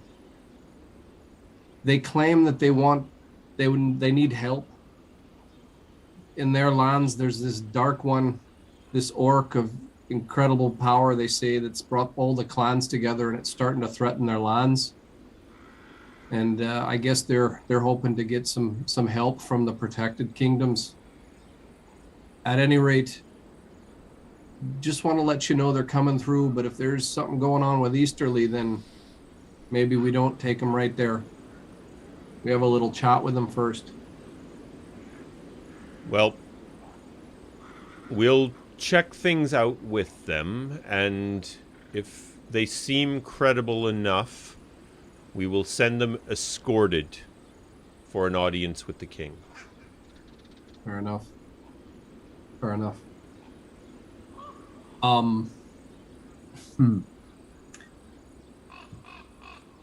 So we basically, sorry if I'm out of care, we basically are how far from the kingdom right now, or Tianchar, if I may? You're still 3 days ride. 3 days ride. Okay, got it. Okay. Well, Emerson, we're trying to make haste to Tianchar, and then is there any way you can, if he's all right, get me an audience? It's been a few days since I have got word of the king's condition. You will have to check. The last I heard, he was not taking audiences during his recovery. I understand. Has anyone been out though to check on Anton that you know of, at least from the kingdom? I know not. I'm sorry, Douglan. It's been quite a while since, maybe a 10-day or so, since I was out that way myself. All right. All right. Well, if I may, I'm going to share it with my colleagues here. They can be trusted. They've offered to help. You may. Is there anything else I should know? Get your asses into Whalespell before the night comes. Fair enough. Wellspring. Wellspring, yes. You've What been did I say? drinking, Emerson? God damn it. I know you did that when I was here. It's possible. Oh, great to see you, Emerson. And stay frosty, eh? So, Douglan, Wellspring is a town that you have been to many times before. It is a part of the kingdom of Evandor. It's a fair-sized little town, about 3,500 people or so. It's quite prosperous. Lots of wealthy merchants live there. Wellsprings acts as the main distribution point for, all of the ales and wines and liqueurs and meads and such that are produced in Evandor. Evandor is known for all of its fantastic liquors and ales and wines and meads and such that are shipped all over, and Wellspring acts as a distribution point. So lots of that material makes its way into Wellspring and then is distributed out from there. To that end, Anton and you made many trips to Wellspring to sell your product for distribution. Your favorite place to stay while you are in Wellspring is called the Whispering Pixie Inn.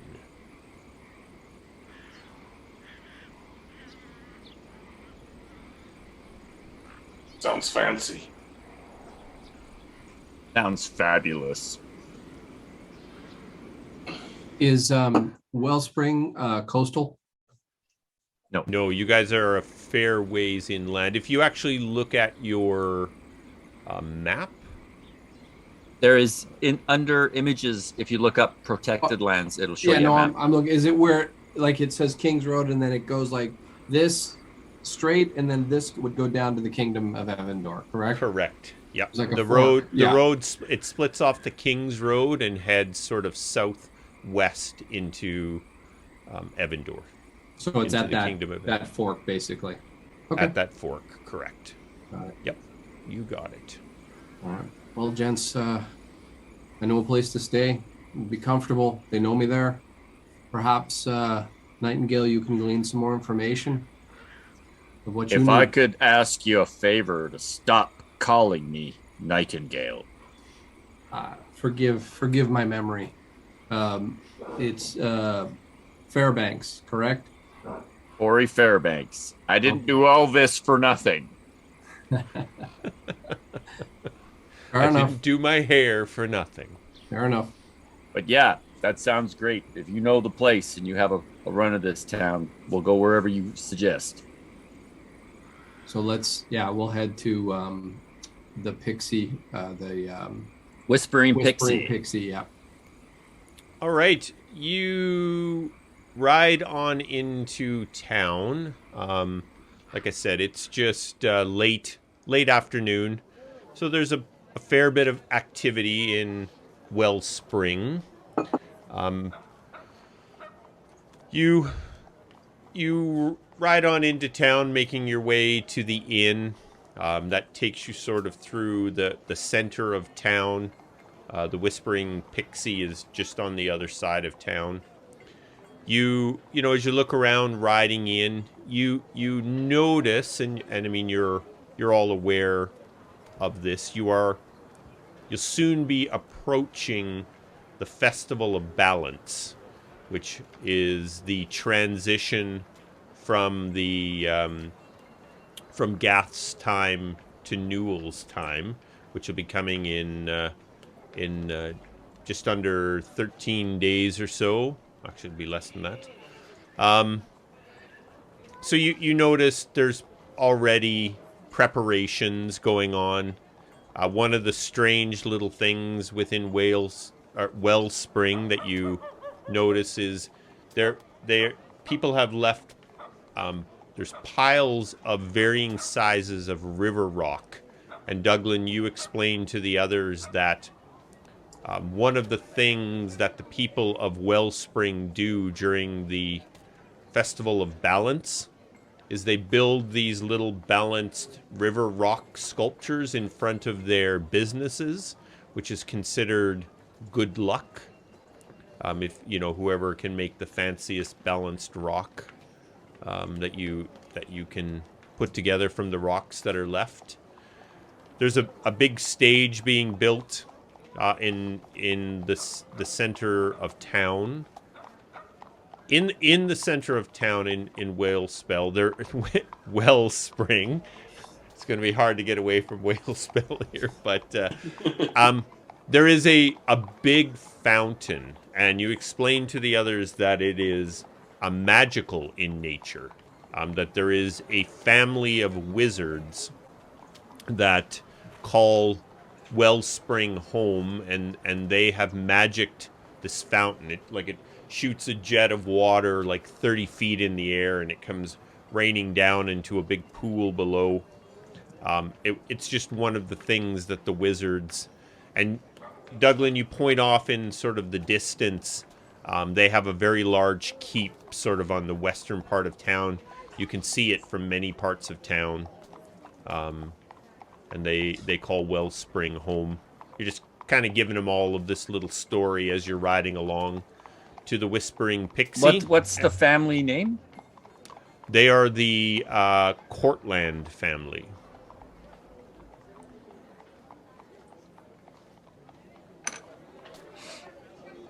And they have called Wellspring home for generations.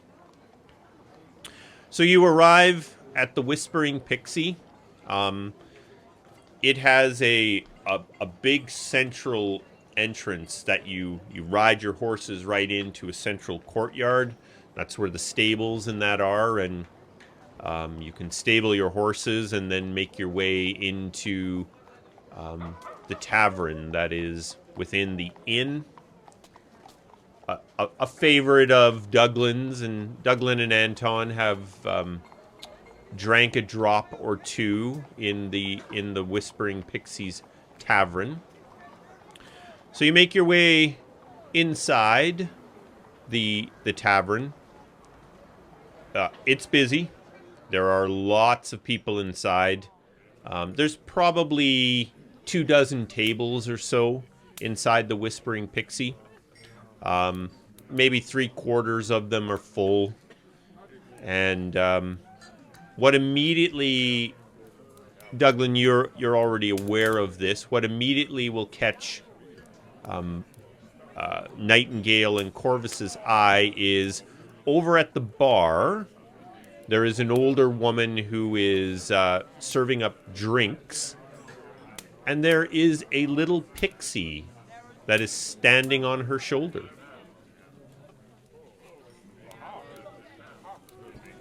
And I know their name, right? That's strange. Yes. Her name is Addie Clanmore, and her son, who is a half-orc, is called Bryson Clanmore. He is also at the bar preparing drinks. You know both Addie and Bryson quite well. And obviously, as a half-orc, Bryson's a bit of a brute of a man. Mm-hmm. Addie's human, his mother. Okay. She's the human side of the equation.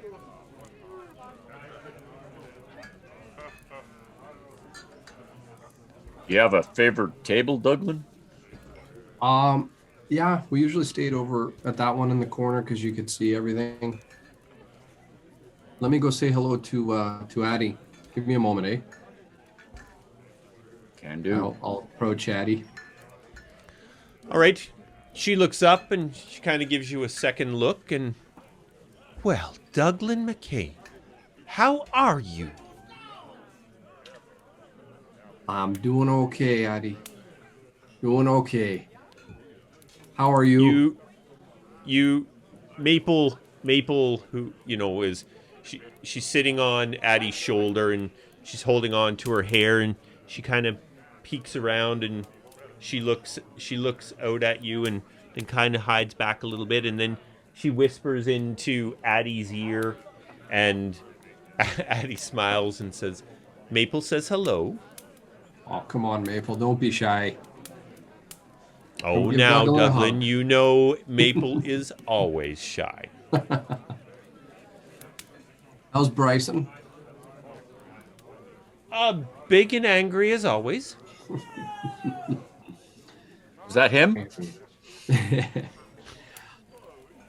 Well, Addie, do you think we could get a table?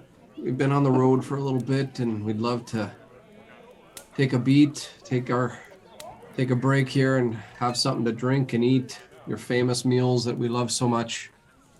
Of course, Douglan. Will you be staying the night then? It's night, right? We're still, yeah, absolutely. Yes. Rooms for you and your two friends then? Yeah, let me introduce you to them. Please do. And she picks up her tray of drinks and heads off with you.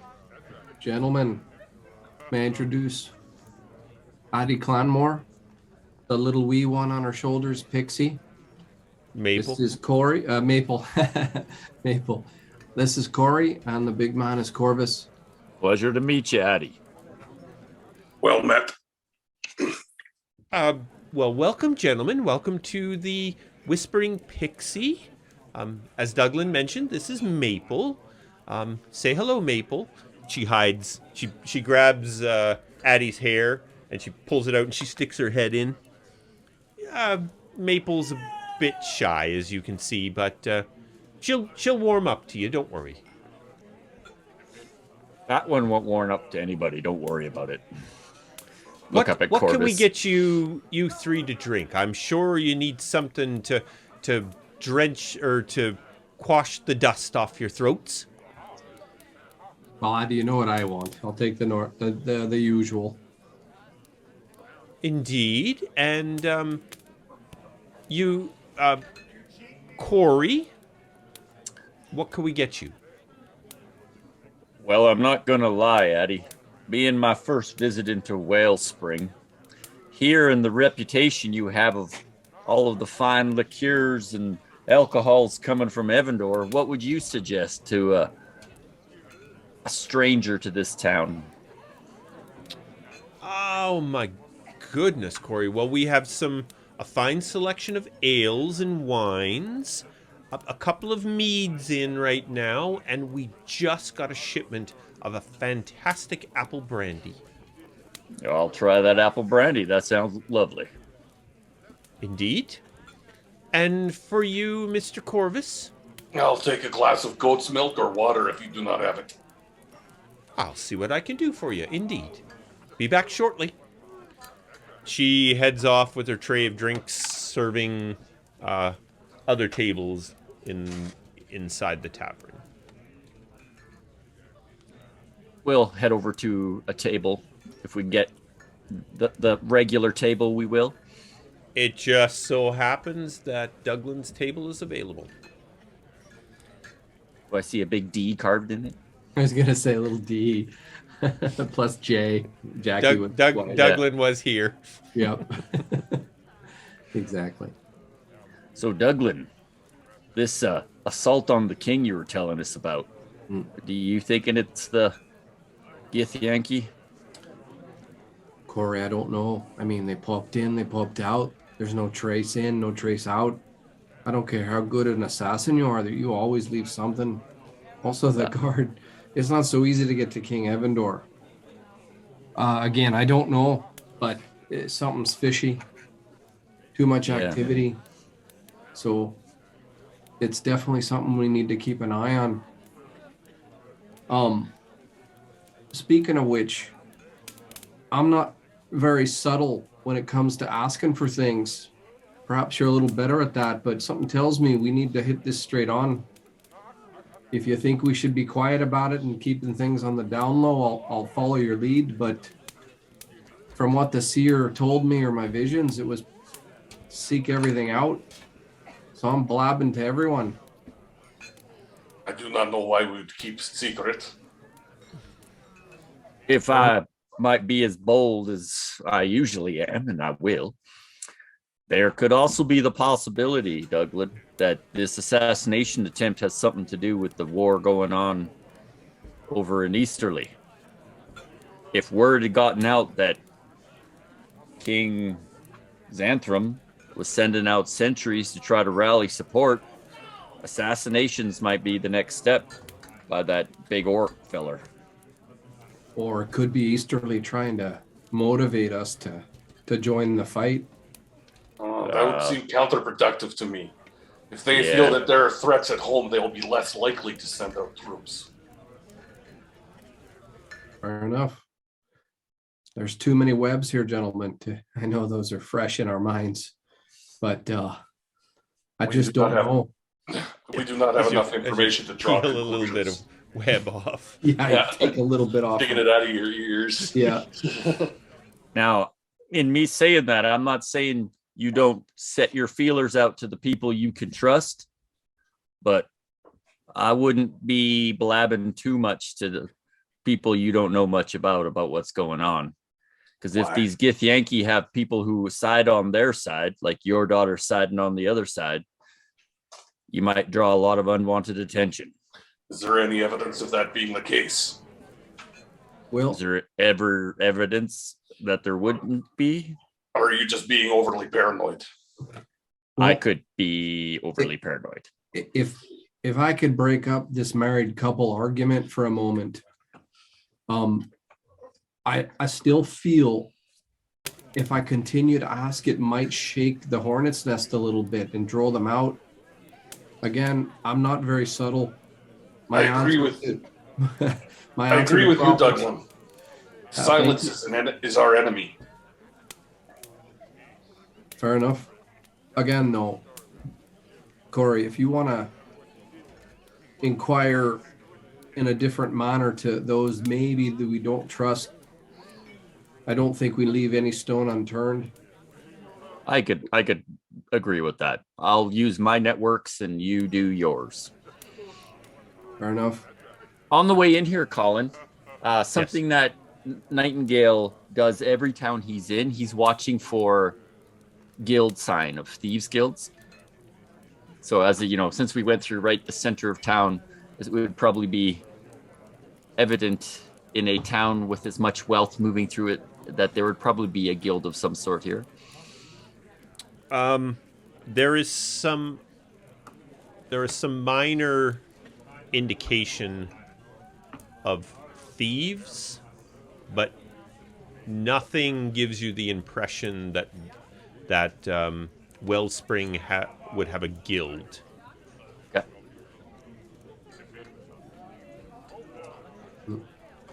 So what's the plan, Douglan? Are you still going to try to get audience with the king?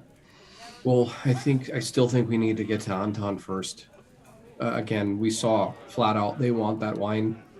It gives them something, takes it away from those that Maggie's aligned with. That alone tells me that we got to protect Anton.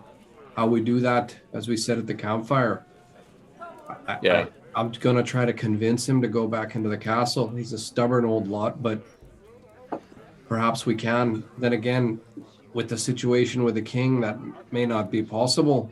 He may not want more guests. So, but Well, the we need offer to stands protect for the Penumbra Bards to watch him. I can always ask them. Like I said, we have a vested interest in his protection, and we do have our ways. Well, let's take a look at the threat, though. They can pop in and pop out. How do we defend against that?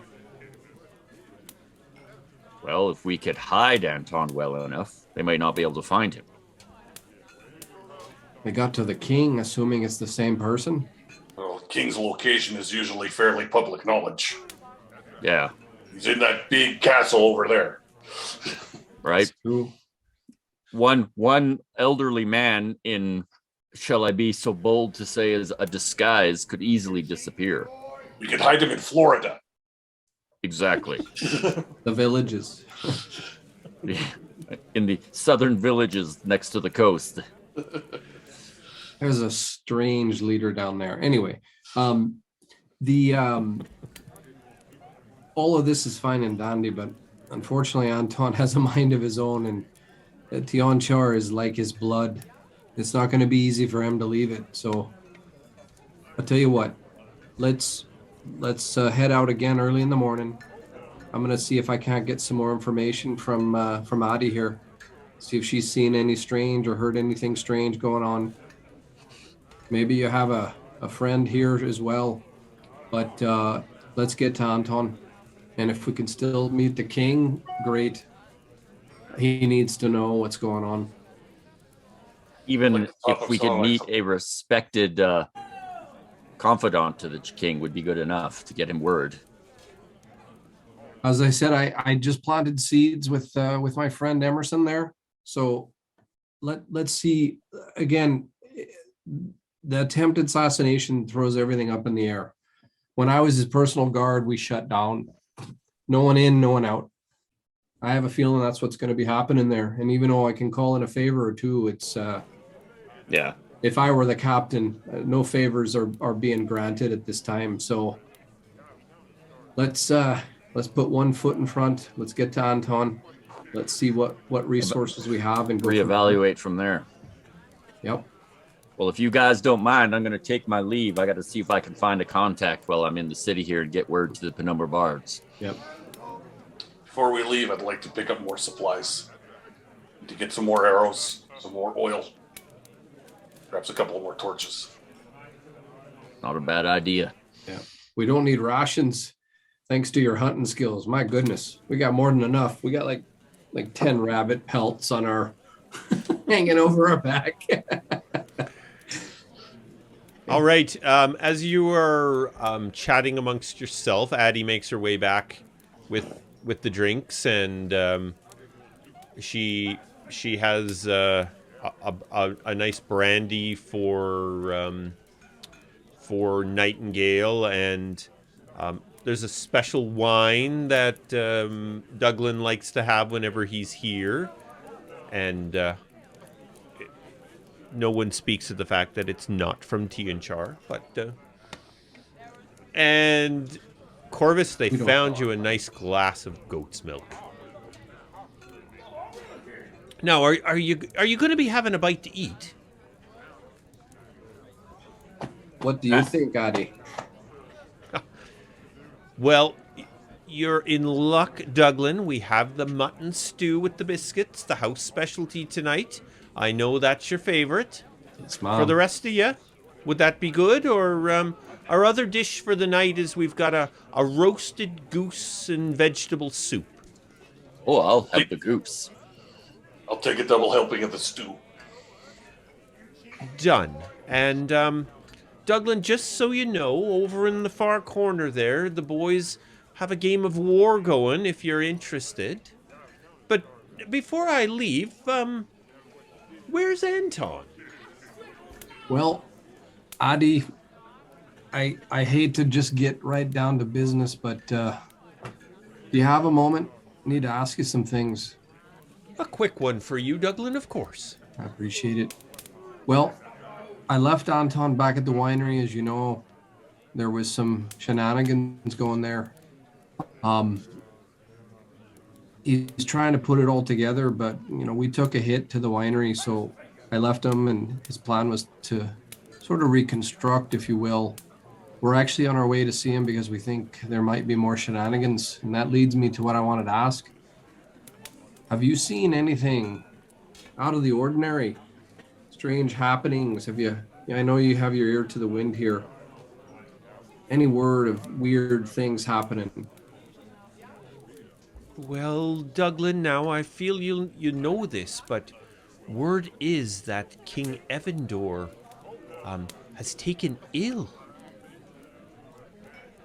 I just heard that as well. But that's all. That's all you've heard. No strange appearances of creatures not of this world. Nothing. Oh my goodness, no! I've heard nothing of that. For the most part, folk are just excited. The festival of balance is coming, and the town is just busy getting ready for that. It was only maybe 2 or 3 days ago that word came through about the king. All right, Daddy. I appreciate it. Listen, just keep your ears open, okay? Stay safe. Will indeed. I'll have your meals in just a moment, and why don't you go and take some of their money? Let me What's eat. this game, Douglan? It's got my interest. Yeah, I'm gonna eat first, and then head over there. Nightingale's going to be like trying to see what's going on over there while he's hanging out Over at in table. the Nightingale, over in the corner, there's a fairly large round table. There are 2 such tables in here. There's about 5 people sitting around. Looks like you could get 8 around the table over there. There's some sort of big, strange spinner that's a part of the center of the table, like a wooden arrow that people spin around, and then they have dice, and they kind of roll the dice a couple of times, and you see coin moving back and forth. They're playing some sort of dice game over there, but you've never seen where they're spinning. From what you can see, kind of watching, it appears that one person spins, and whoever the arrow points at, they play some sort of dice game against each other. Corvus, you interested in getting in on a game? Not particularly, no. I thought so. Not a fan of crowds. Do not like it here. I will get up and check it out. I'll be like, I'll be right back, Douglan. This is just too interesting for me to pass up. Let me know when the food arrives. You got it, Corey. Any pointers, since you seem to have played this game? Yeah, so I'll kind of explain, like a few of my tricks. Watch for the tell, keep an eye out for this. Because I think I am proficient in dice. As a matter of fact, I think I am. Yep, Well, I got a dice set. There you go. Isn't that appropriate? Yeah. In fact, I whip it out. I'm like, here, you can use these. Douglan explains the game is called War. There's a spinner in the middle of the table. On your turn, you spin. Whoever the spinner points at, you go to war with. You make your bet against the other player. So let's say you bet a gold piece. If they're willing to match it, you fight. If they're unwilling to match it, they lose a turn. So basically it's going around the table. They would be skipped as having an opportunity to declare war. The fight consists of the 2 players throwing 4 6-sided dice. The dice are your troops. So high dice win against low dice. Think of it sort of like axes and allies. So your 6 would beat their 5, So on their and so 6 forth. would beat your 3.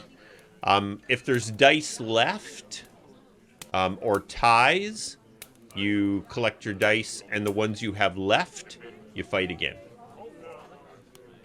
Winner of the dice game takes all, and then the turn moves to the next person. Well, gents, I'll just go for a couple hands. I'll not let myself get carried away. I'll mosey on over to the table. Kind of sit down if there's an empty spot. You fellers mind if I join? Absolutely. We're looking forward to someone else losing a bit of coin here tonight. Well, I hope it won't be me.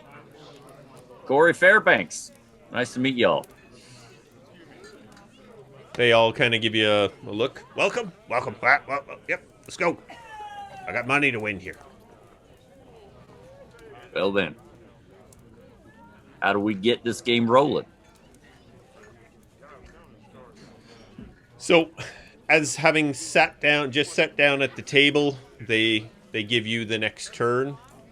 So you spin, goes around, points to one of the gentlemen at the table. We'll characterize him as sort of looking like maybe a local merchant or shop owner, something of that nature. And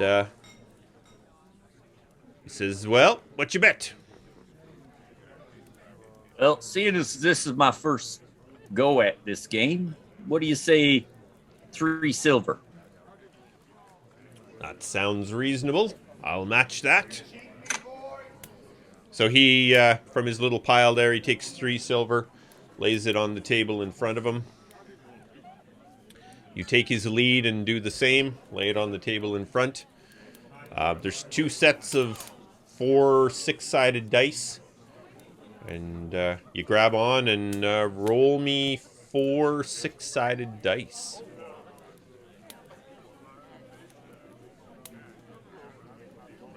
A 4, a 3, a 2, and a 2. He rolls in response a 6, 2, 5, and a 2. So you lose 2. You win 1, and there's a tie. So that means you've got 1 die left. No, you got 2. No, you know. So Let me get this is straight it here. The 6 beat the 4, so you lost. You lost your 4. Do they just line up in columns? Yep, Colin? Is they that just how you line run up it? the way they are there Okay. for simplicity's sake. Yeah. So you'll end up with 2 dice left. He has 3 dice left. He lost 1. So now when we roll, he'll roll the 3. You'll roll the 2. He gets 3 chances to beat your dice. Yeah.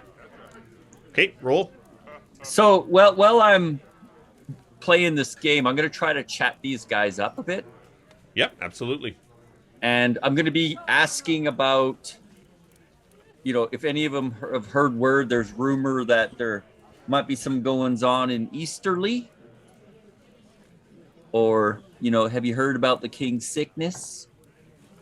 These are the kind of things I'll be asking about. All the things that are prevalent to our group.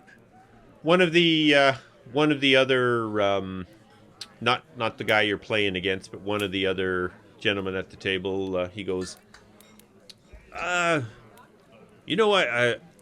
heard a little bit about the war in the Barrens there. People was saying that the centaurs ain't doing too good against the orcs right now. There's some fear that maybe they're going to lose to the orcs. I don't know what that can't be good for Easterly. No, we ran into some people on the way up here that had a bit to say about it not going the right direction, if you know what I mean. Ah, damn it. So I get 2 and he lost. So now we're 2 and 2. Yep.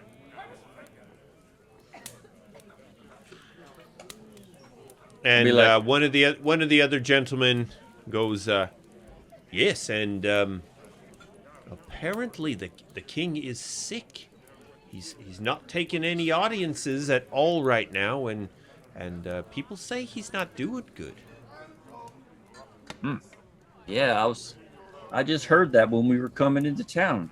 Did you guys know that they got a guard post set up checking people along the road? You actually you won the hand. Sorry. Oh, He had 3 chances to beat your 2. and You didn't. you won. Oh, sweet. Yeah, Sweet, your highest against his highest, and so on. So you won the hand. You get your three silver. You can add 3 silver to your coffers. That should make the difference. You'll have Yeah. a strong hold in no time. That's Just put that with the rest.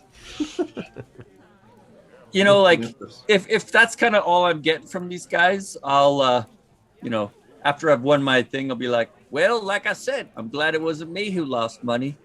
Get up and mosey back to the table. All right.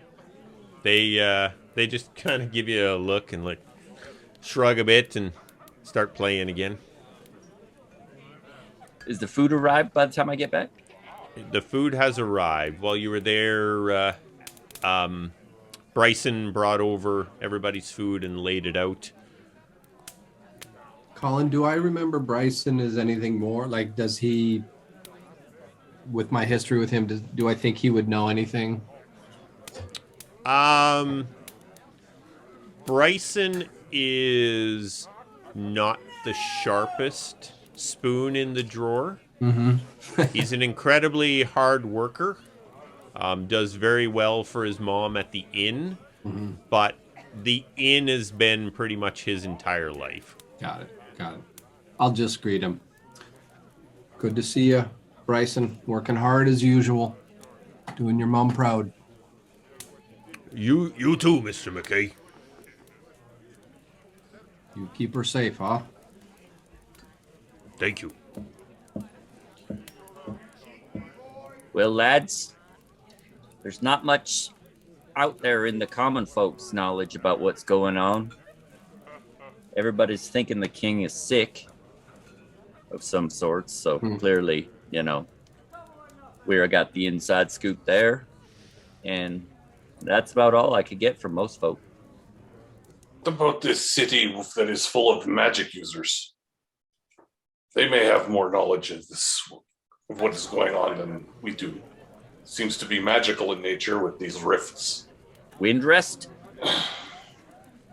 Well, let me ask you, Colin, during any of my travels here, have I ever met the Cortland family? You've never met them, but they're not reclusive in any way, shape, manner, or form. They are seen doing regular things throughout town, buying food and such. They're sort of regular members of the town, but you have never met them directly. Would there Corvus, that's a brilliant idea, my friend. Yeah, I was going to say, is there any reputation of their power other than a fancy fountain? They are considered to be quite a powerful family of wizards. Corvus, I think you have the right of it. Perhaps after our meal, we see if we can't, pull the ear of one of these magic users, see what they know. I guess there's more going up in that thick skull of yours than rabbit pelts and forest knowledge.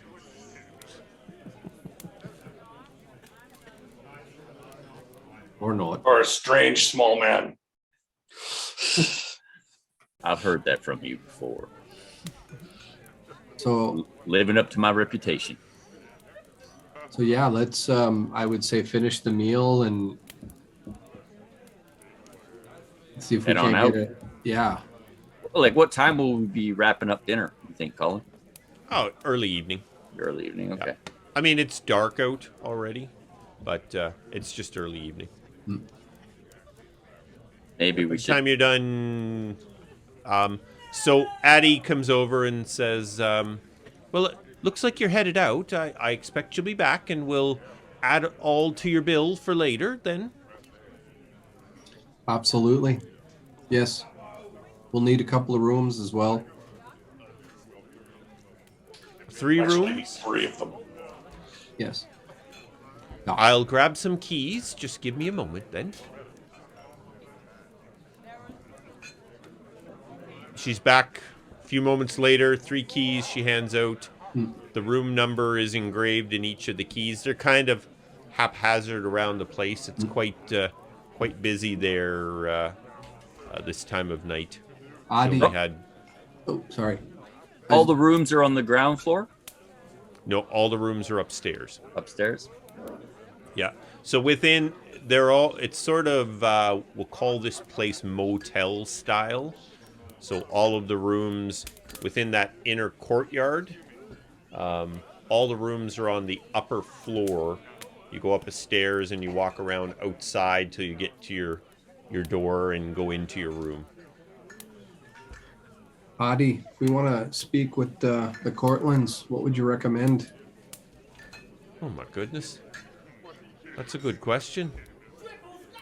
Not many people go to speak to the Cortlands. As I said, there's something amiss. Need to turn over every stone. Well, the best I could suggest is knock on their door then. Fair enough. All right, Adi. It was delicious as usual. Give her a big hug, and I kind of tickle the little one. Maple. She lets out a little eep and buries herself in Addie's hair again. It's a story there I'd be willing to listen to. Well, fellers, got anything you need to drop off in the rooms before we jet? No. All right, well, let's head out. Hey, Corvus, I say you do all the talking to these magic users. It's your idea. Why Are would I you do out of that? your mind? Have you met me? He cuts right to it. Have you met me? I have. And right now, we need you to cut right through it. Get Corvus. right to it. Corey grabs Douglan's glass. What was that you were drinking? Have you met me? I love it. Oh my. Well, we will head out, Colin, and head to their keep. All right. It is not far. Only takes you maybe 5 minutes or so to walk over. It's a sizable keep. Clearly there's not one family staying here. It's a place that some kings would call their castle. And there is at the front door there is just a single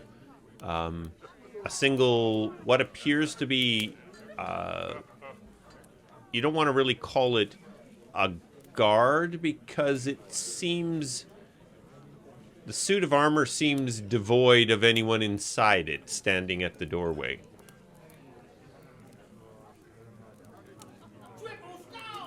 I would say about 10 feet away. Can we see your masters? The suit of armor is just standing there. If it acknowledged what you said, it hasn't done anything. Corey will walk up and try to knock on the door if it's got a door knocker or something. As you approach the suit of armor, it takes a step towards you as if to keep you from moving towards the door. Well, I beg your pardon. If there was something to pardon. I do not think they are welcoming visitors. Seem not. And I don't feel like getting in a fight with nothing. The animated suit of armor steps back into the original place it stood beside the door. You hear sounds like someone undoing a lock mechanism from the other side of the door. The animated suit of armor steps away from the door. The door opens a little, and a younger girl in robes steps outside. And she looks at the three of you and she says, "Good evening. Is there something that I can do for you?" Well, Corvus? Hello, little sister. We are looking to find out some information about magical things. Is there anyone who would be willing to talk with us?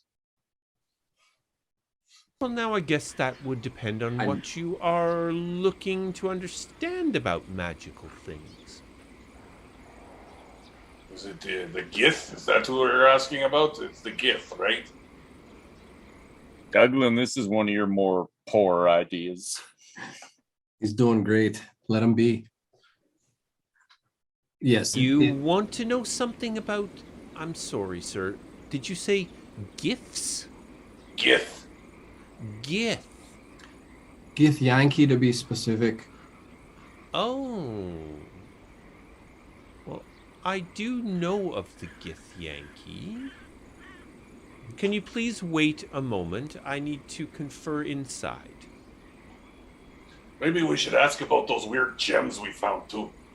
She goes in and closes the door. The suit of armor steps back in front of the door. I'm thinking, Corvus, we got a few things we wouldn't mind bouncing off these wizards' brains.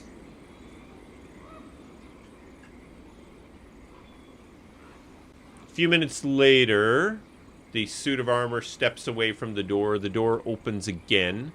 This time it is a middle-aged man who he steps out, closes the door behind him, and he turns to you all and says, "My name is Brell Cortland.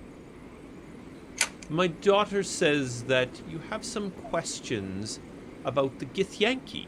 Is that correct?" I beg your pardon for the strange interruption, sir, but my friends and I, we've got a few questions, and we're thinking folk of your kind might be able to answer a few of them. And I don't mean that in any disrespectful way at all. None taken. Let's go for a walk, gentlemen, shall we? Indeed. He starts to slowly walk back towards the town center, and he kind of turns a little bit towards you as you follow along beside him. "And what is it you would like to know about the Gith Yankee? And might I ask, why the interest?" Keep going, Corvus. You're doing great. It's not my story to tell. It is yours. All right. Well, Brill, first of all, thank you for your time. My name is Douglan McCain. I've been coming to this town for many years with my father-in-law, Anton, of Tionchar Wineries. We are citizens of the kingdom for a long time. But two things have happened over the last year. One, about a year ago, portal opened up, a gate of some kind, and strange creatures spilled out, took my family, took my daughter. And then it happened again just a few weeks ago. I've since been to see Seer Yanel and saw a vision of what truly happened.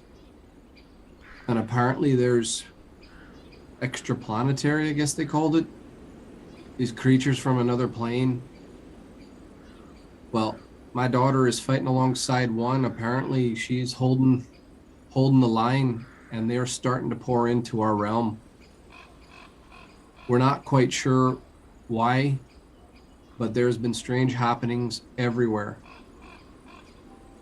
We fear something that happened to the king might be related, although we're not sure. But we need answers. All we have right now are questions. We're hoping you can help. Brell contemplates what you had to say, and he goes, well, now, I guess maybe full introductions would be in order before we continue. I've introduced myself, and you are? I'm Corvus. And you? Or at Fairbanks, at your service. Corey. And you are Douglan? This is Mithras. Nice to meet you, Mithras. Who seems to understand what he said, and kind of nods. I am... Your questions bring a lot of information with them. We, the Cortlands, are aware of the visits by the Githyanki that have occurred over the last year and a half or so. We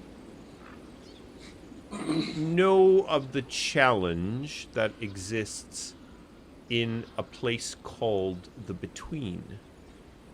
This is where you are referring to, Douglan? That's correct. There is a war in the between the Githyanki and another clan known as the Githanthor. That's right. Apologies, I forgot to mention that's who Maggie's had aligned with, is the Githanthor. She's fighting alongside them. What I can tell you is this. Our magic has allowed us to detect when beings from the Between have opened portals, gates, to this world. They have not been opened as of late, which I believe gives you your answer regarding the king.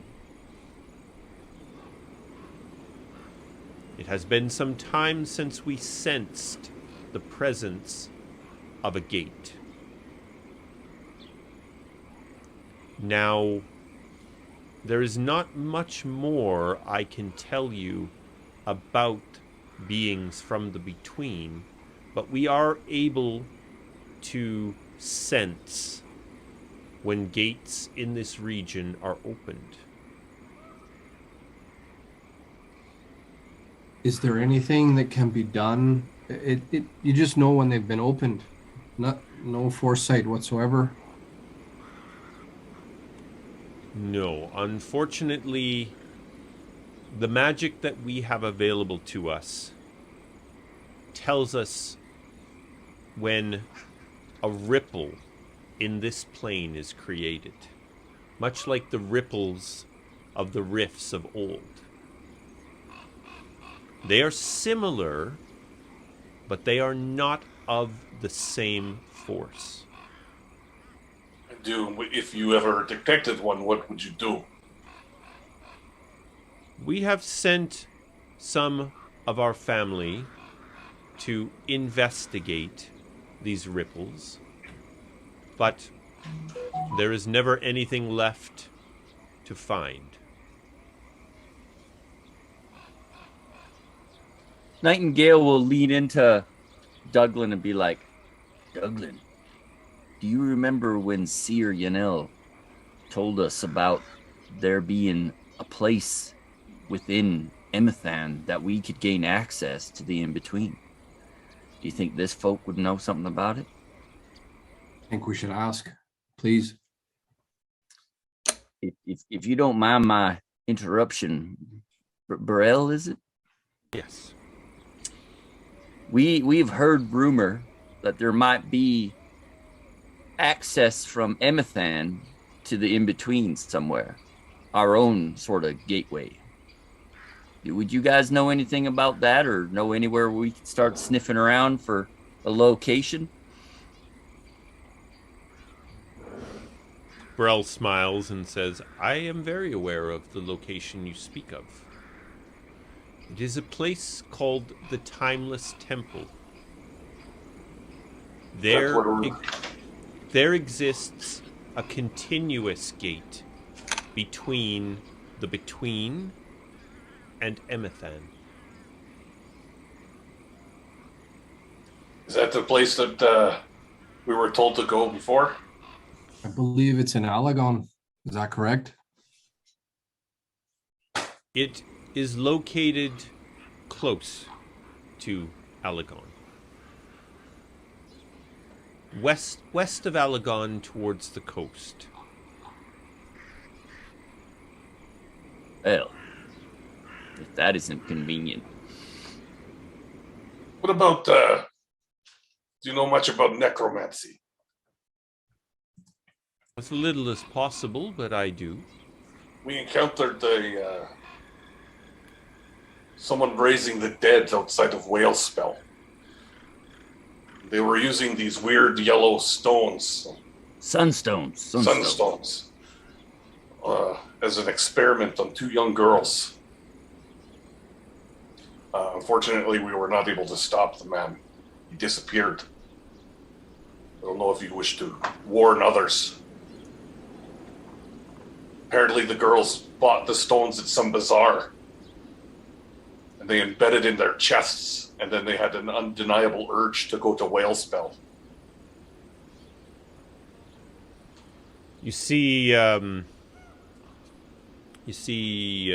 Brel kind of think a bit, and I will need to look into that one further, but I do thank you for the information.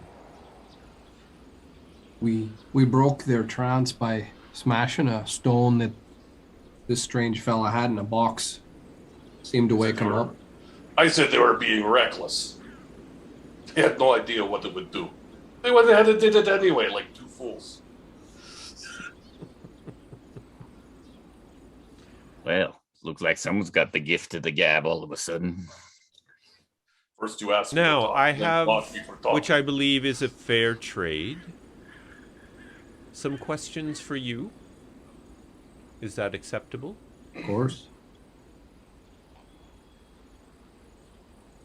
You have some sort of connection to the Between? I believe you mentioned someone named Maggie? My daughter. Yes. And how is it that Maggie came to be in the Between? A year ago, when these Githyanki opened up their portal or rift, as you call it, she basically fought them off. When she went to the other side, let's call it, she was joined by these Gith and Thor, who seemed to be benevolent. And let me back up a little bit too as well. These Gith and Thor, I'm quite sure, are the ones that visit Dionshar Winery annually, right around this time, I believe. My father-in-law creates a wine that is very special to them, very small brew that they come and get once a year. So we've had history with them. But this is the first time we'd had anybody come through causing harm. Maggie fought them off, apparently won her way into their circle, I guess. Since then, I've had also another vision, let's call it, in which they have put upon me the duty to protect this land, because it sounds like things are gotten serious between these 2 worlds. So this connection is not only through Maggie, but it's through myself. And I believe it's still through Gath, but there's this connection to these Gith and Thor that I can't explain. Well, we are aware of the visits of the Gith and Thor to Tianchar Winery. It has been a long-running tradition, and we have sensed when the gates are opened and the Gith and Thor visit. We have been well aware of this for centuries.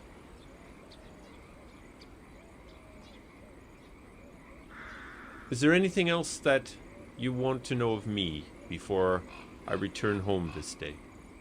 You ever heard of a group called the Brethren?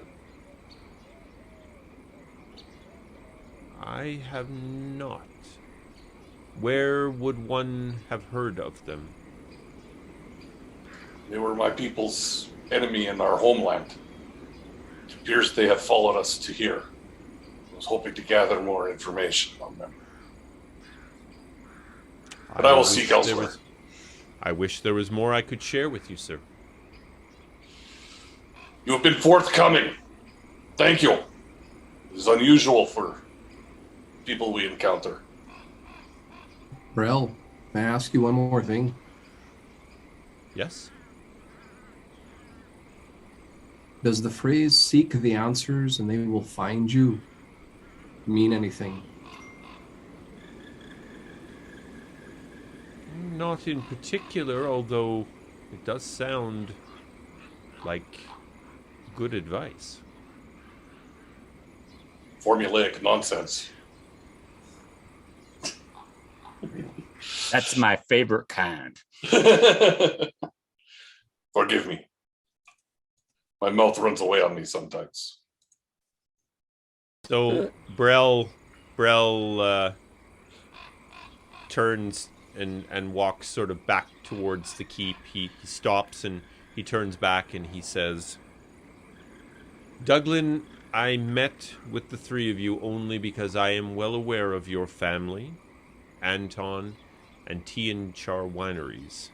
You have a long-standing history in this region, and your visits from the Githyanthor are well known to us.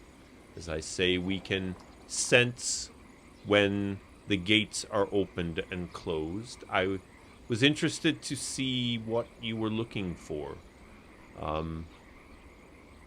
There appears to be much that is happening between our two worlds. I will offer you this. We will continue to monitor for the gates. And should we detect them, through the power of magic, I will speak with you and let you know. More than I can ask for.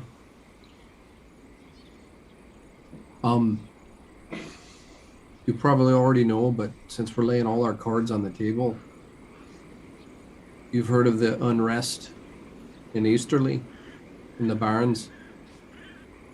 We are well aware of the battle and the unfortunate turn it has taken. Why do I get the sense all of this is tied together? I don't have answers. It is much too far away for us to sense if there is similar visits from the between. The one they call the Dark One is very powerful. And my peers do not believe he is of this world. Lovely. Seems we got our hands full. We may indeed. But I must bid you adieu, gentlemen.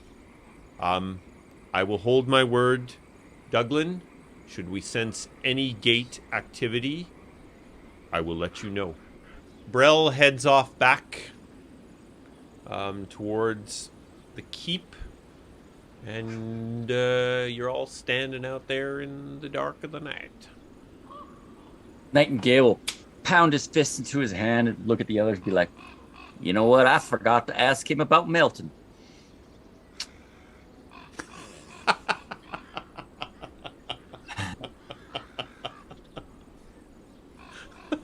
Well, you hurry, we catch him. Maybe next time. I'll find that filler. Is? That'll be the ongoing campaign confusion. Who is Melton? That Melton filler. Well, boys, Seems like every time we look for answers, we end up with more questions than answers. It feels that way. Well, it was not a wasted time. At least now if another rift opens, we will find out. Yep. And we might have a way to get there with this timeless temple. So it wasn't all for naught. Good suggestion, Corvus. I'm quite surprised with your brilliance tonight. And boy, you've talked more in the last few minutes than you have in the last few weeks. We're proud of you. Shut up, both of you. There he is. Shut up, both of you. I love it. Nightingale, I think he's fallen in love. I think it is. Corey Fairbanks looks at you again, Douglan, and just shakes his head. Give it time. You know, All me right, going gentlemen. through the efforts of dressing up and you calling me the same damn name the entire time really makes it pointless. It's just us. Come on. When we're around other people, I called you Corey Fairbanks. You even just called yourself Nightingale, damn it. I don't speak to myself in the third person, not around you heard you. fellers anyway. You got 10 people up in your head. 10. My. That's a very conservative guess. And yet, whenever they speak, it still echoes. My. All right, Wow. gentlemen, you make your way back to the Whispering Pixie. And you're standing outside. Anything else we have planned for the night? Unless if their store's still open, I can go ahead and top up my gear instead of doing it in the No, morning. most things have closed up for the night, Corvus. Now, with my knowledge of the Penumbra Bards, if I was looking for a way to get in contact with them, would I know where to find that kind of a location in Wellspring? Wellspring is unlikely to have a connection to Okay. Penumbra Bards, but you may find one in the city of Evandor. Yeah, that's right. You will likely find one in the city of Evandor. Okay. I mean, obviously, there's no Penumbra Bards in the city of Evandor, or there wouldn't have been any reason to send you. Yeah. But there may be those that are connected and can Yeah, get a yeah. message. Can get a message back. Cool. Well, fellers, we still got a bit of a journey ahead of us. We might as well get an early night. I don't know about you, but my brain's hurting. I've had enough voices inside to do me for weeks. Yeah. I feel like we got all these side quests. We haven't hit the main quest. It's a funny way of looking. That's a funny way of looking at things, Douglan. Douglan, what have you been drinking? What was in that brand? What in that wine? I'm afraid to have a glass, but I might have to have a bottle. Yeah, well, if you guys got nothing to do for this evening, I'm ready to crash. All right. You all head up to your rooms. Enjoy a good night's sleep. You're up early in the morning, downstairs. The Whispering Pixie does not do breakfast, but as Douglan knows, there's always a large kettle of tea and honey left by the fireplace for people that want to sit and enjoy their own rations or whatever they're going to have for breakfast before they head out. And you leave the Whispering Pixie, heading out into Wellspring, and you know what? The city is, or the town is already busy with activity. Well, Corvus, you need to pick up some supplies, I reckon. Yes. So you guys find a shop close to the Whispering Pixie on the southern part of town called the Traveler. So, Douglan, I'm thinking that after we get all this nonsense settled with Anton, what do you figure our next course of action would be? Corey, I gotta be honest with you. I mean, I know we feel like we're doing a zigzag here, but if we can't get in to see the king, is it Alagon? I mean, we also got to take care of Corvus here. I'm Doesn't done. he have some things he needs to Closed figure out out? there, Yep. Craig? Yep. Closed it. Okay. All right. That I will worked awesome. share it. I like it. Yeah, isn't that awesome? I'll share it with Nightingale next. Sorry, continue, gentlemen. Sorry to interrupt. It's Corey, Colin. Sorry, Thank- Corey. Thank you, Douglan. I appreciate all the hard work I put into this. That you're For the DM, he's always Nightingale. That's the name on his character sheet. I will just call you Strange One. Yeah. That way I only have to remember one name.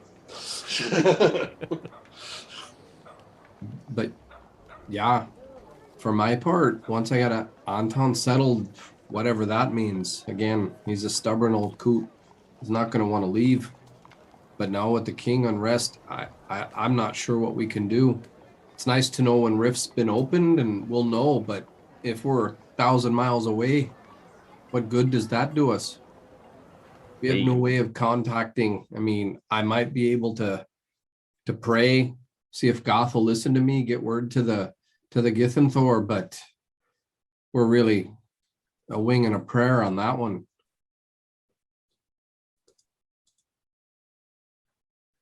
Well,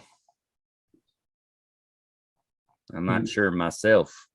I'm not a big fan of heading back the way we just came. Seems a little contradictory to the path I'm set upon, but Well, if that's the only place we gotta go.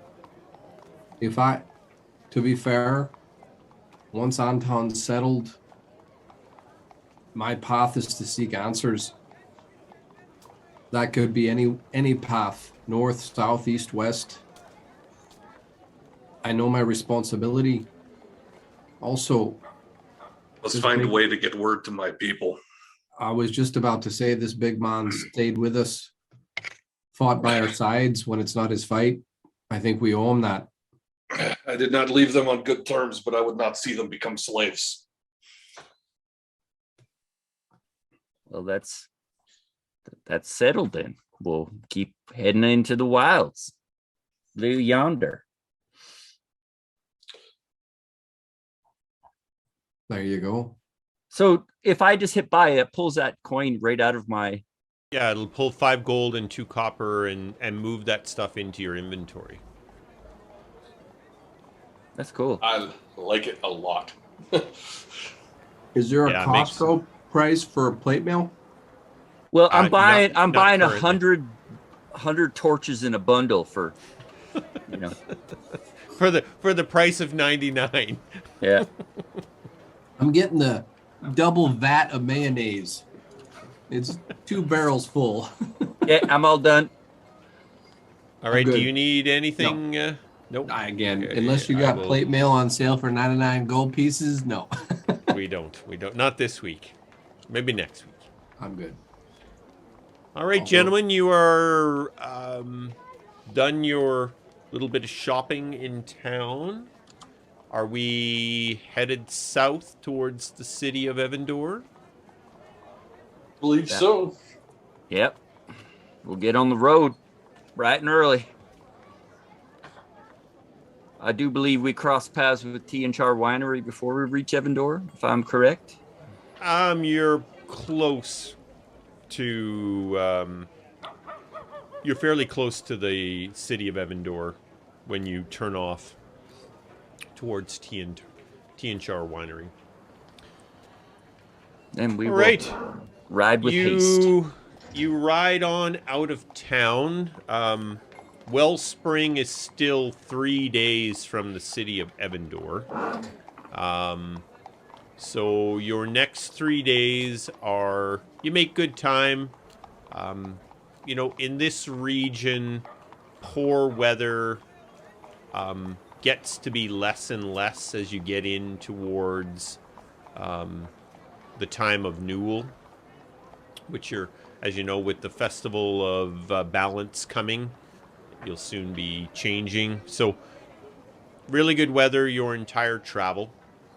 And as you get towards mid-afternoon on your third day, far off in the distance, you can see Castle Evendor, which will mean you are at the city of Evendor. It is Castle Evendor sits on the shores. The ocean that is south of Emathan is known as the Endless Ocean. Castle Evendor obviously is the home of King Cordell Evendor and his family. And then from the castle, which kind of sits up on a hill on the edge of the ocean, the city spreads out from the castle in sort of all directions, and there's six walled sections, and the whole city of Evendor is in there, but you don't quite make it up. You can see lots of the city and the castle as you get close, but then you branch off towards the west on the road, towards Tianchar Winery. It's about not quite an hour when you branch off the road. All the area around Castle Evendor and the city of Evendor is just farms and orchards and wineries and just all the land around there. As you get close to Tianchar Winery, you can see that there are dozens of workers who are out tending to the vineyards, which, Douglan, is a bit of a surprise to you since there was nobody working at Tianchar Wineries when you left. And as you get close to the winery itself, you see that there is a large construction crew that is hard at work rebuilding the winery that was burned during the Githyanki attack. Well, looks like Anton's been keeping a low profile. Yes. Seems to be. Yeah, so I mean, my home is not far. It's basically on the property, but I'm going to see a worker and, oh, there. Where's Anton? He kind of looks around and he says, you better go over and talk to Thungus. He'll know. Fungus? All right. Thungus. Thungus. Dungus. That's what I said. Thungus. Thungus. All right. Dear Lord. Regrettable name that is. Your mother named you that? Yes. No, So, think his father didn't like him. I'm, if I may, I'm gonna lead these guys right to where Anton normally is, where he sort of has a lab, let's call it. That it's in essence where he, creates. And see, I'm gonna That check was there. unfortunately one of the many buildings that was burned. That was burned. Okay. Very little of Tianchar Winery was left after the Githyanki attack. Got it. The main house, the main winery, all those big buildings were burned. Okay. Well, And they are currently being rebuilt. there you go. With stone this time, no less. Ha! I huff and I puff. So we're gonna ask around. Anton, where is he? A dwarf, fairly stout-looking dwarf, comes up to you and says, "The name's Thungus. I hear you're looking for me." Yeah, I'm looking for my father-in-law. Where's Anton? He's out in the vineyard, down in what he calls the special section. I know where it is. There's no construction by my house, right? Nope. They're just, they're in the process of rebuilding. I mean, you've been away for about, 20 odd days or so. There's a lot of cleanup and pulling materials and framing up for the stone construction and such. Not a lot of, actual building been done yet, but, it's clear they're heavy into... There's stonemasons already forming up the stones, for the construction. There's a lot of workers on site here. Like, there's probably close to 100 dwarven stonemasons who are here hard at work. I can Douglan smiles beg to your himself. pardon, Douglan. Is there Please, somewhere I could get a bit of privacy? I need to. I just need some privacy. Do your thing. It's all right. Listen, and I describe. Just follow that path down to the right. That's where we'll be. That's the special section. We'll see you in a bit. Corvus, you want to stick with him or come with me? Well, he says he wants to be alone. I do not know what he wants. I do not want to know what he does when he wants to be alone. I don't blame you. You All right. fellers. On we go. with you. I could have picked better fucking company.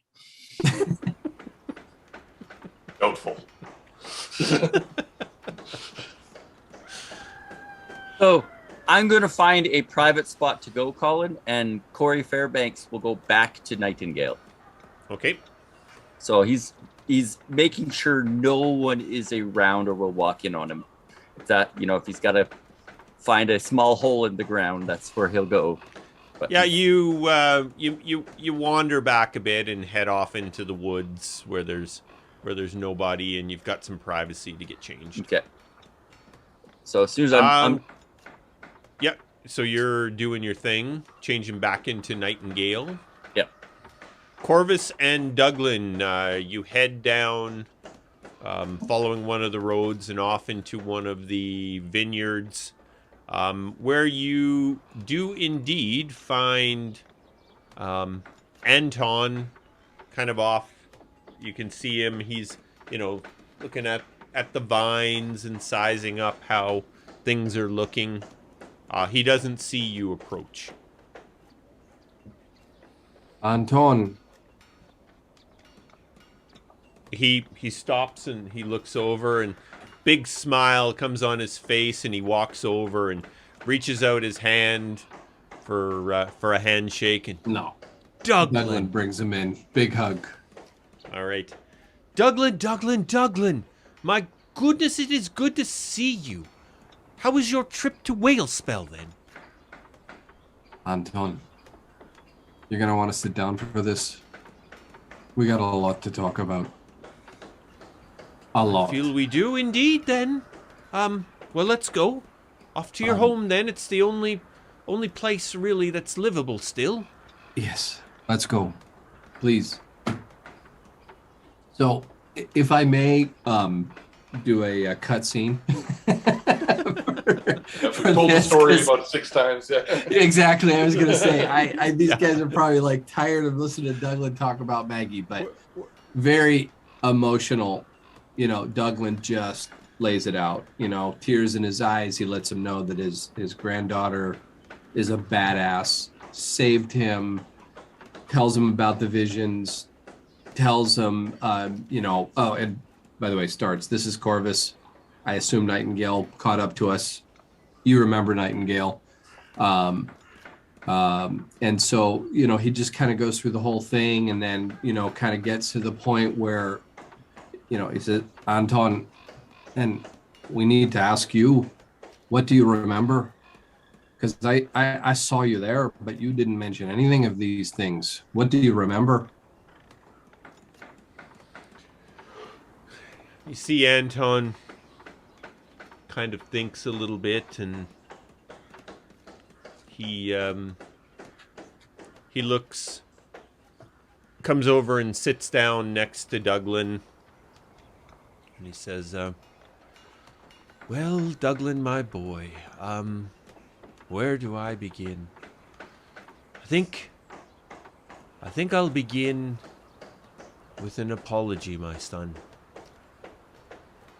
I have gone along with the plan as best I could, but I feel terrible that I have not been able to tell you the truth. should have done it from the beginning. But your daughter did not want it. And goodness gracious, she's got a mean, mean slab of my daughter in her. But anyway, I will now tell you the truth. I will tell you what I should have told you in the beginning. You see, Douglan, I do remember everything that happened the night I disappeared, and for the better part of the year that I was away. We lied to you, Douglan. Time is not different in the between. I was away for a year. I was captured by the Githyanki the night I disappeared. They had learned that I was providing what they refer to, at least, as the elixir of strength to the Githyanthor. My family has been doing it for a long time. I was held captive for nearly a month when Maggie should appear and free me. Maggie and I hid from the Githyanki for months until we were found by the Githyanthor. At once I knew them to be the ones that my family has always called the visitors. You see, the Githyanki declared war on all of the Gith clans in an attempt to become the rulers of the Between. The Githyanthor are one of the final clans that still stand against them, with most of the others having either surrendered or been destroyed completely. Maggie, after seeing the cruelty and the devastation left by the Githyanki, she joined the Githyanthor in their fight. She understands, as I did, and I do, that the Githyanki will not stop at ruling only the Between. They are endlessly aggressive. They will want it all, Douglan. All of it. I've come back to start producing the wine again.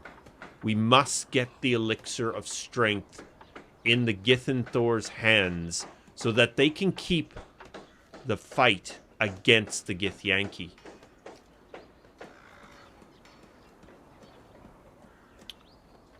For now, the Githyanki are unable to gate to this part of Emathan. The Githyanthor protect the location that is required to reach this location in the Between. They know that we need a growing season to create more wine and time to let the wine age before it will work properly. They plan to return in the fall to check on our progress. I believe that Maggie will come back with them at that time. I am sorry I have not shared this with you before.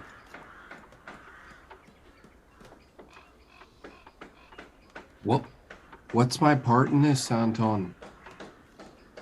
I'm no longer a bystander, you know that. We have to produce the wine, Douglan. I understand. But you know what's happened to me, huh? I do not. Cutscene. I tell him about, yeah, exactly. When you need a lot of stuff to happen in a short period of time, you need a montage. We do a montage, a quick old montage. Things have changed for me too. I'm in this. So if We're there's all in anything this. else you'd like We're to all tell in me, this. now is the time. I know the wine's important, but so you tell me this area is protected. We don't have to, because this is why we came back, Anton. We felt you're a target. The Githyanthor can protect the location that the Githyanki must be at in order to gate to this location. For Forgive now, we are okay. Forgive me, but what is to prevent them from just teleporting to a different location and then walking here? There is nothing to stop that. They just simply cannot gate in unexpected on us. It gives us at least a chance to detect them coming. Did we notice any guards, like military people here, or is it all just workmen? Anton confesses that mixed within the construction crew are guards that are being inconspicuous in their presence. Does the king know? I have had no communication with the king. He hasn't sent anybody out to check on you. He has not. We were going to try to see him. There's some unrest also in Easterly that we think may be tied into all this, but we don't know. Well, the word is the king is quite sick. We're not sure if it was sickness that befalls him. We think it was something else, but we know it wasn't the Gith Yankee at this point, because our friends in Wellspring assured us that there were no gate activity at the time that he fell ill, if you will. All right then. So you need to produce the wine to help defend this realm and Maggie. Correct. You're safe here for now. You've got guards. I Correct. turn to Corvus and to Nightingale and say, guys, I think our work is done here. I think we're okay. Anton says, there is one thing I need from you, Douglan. What's that, Anton? Do you remember my sickle? The special one that was used to harvest the grapes for the Elam wine? Yes. I remember. You always said to use that one. It was lost in the fires. To make the wine, I do need another. What must I do? Well, unfortunately, the only ones I know that can produce such a sickle are the druids from the wilds known as Keepers of the Moon. Do I know of them? I do believe you do, Corvus. You are familiar with that name, and you know immediately where they are. But Anton continues. The Keepers of the Moon live in Winterberry Wood on the southern shores of the Midnight Depths. I know it. They can make the sickle. I must have it before the fall, before the harvest. Well, Nightingale, I think we were headed that way anyway, weren't we? I think, again, my path keeps unfolding in front of me. So, yeah, I think we're going to head out to the... How far of a travel is that? All right. If you guys want to open your maps, we're just about at the wrap up for the night here, so we'll just kind It's of not a if you short open journey. up. Oh, come on, I haven't Nope. been able to annoy the crap out of Corvus yet. I'm back, my friend, I'm back. So if you look at your map of Emathan, and I'm just going to reshare it here. They were Druids of the Moon? Yeah, Just give me southern one- shore of the Midnight Depth. Wild Keepers of the Moon. Keepers of the Moon. All right, gentlemen, if you look in the area on your map called the Wilds, Mhm. Yes. that large body of water that the word the Wilds is over, Mhm. that is the Midnight Depths. Got it. The forest that is south of the Midnight Depths is called Winterberry Wood. Got it. I'm assuming my village is on in the mountains on the other side of the woods. If you actually look right up towards the top Crag. northern center where it says the Crags, Ah, that is your home, Corvus. It's way up there in the cold. it's a long journey. Very. Going to need a bigger horse. All right, gentlemen, I think that's where we're going to end the night. Can I add will, one thing? One yeah. role play thing. Yeah. I put both my hands on Anton's shoulders and say, "No more lies, Anton. All right? I'm in this now. So are my mates here. No more lies." Anton kind of hangs his head a little bit and says, I should have told you all along, Douglan. I apologize, and I promise no more lies. Corvus leans over to Nightingale and goes, "Are we sure they're in-laws? They're awfully nice to each other."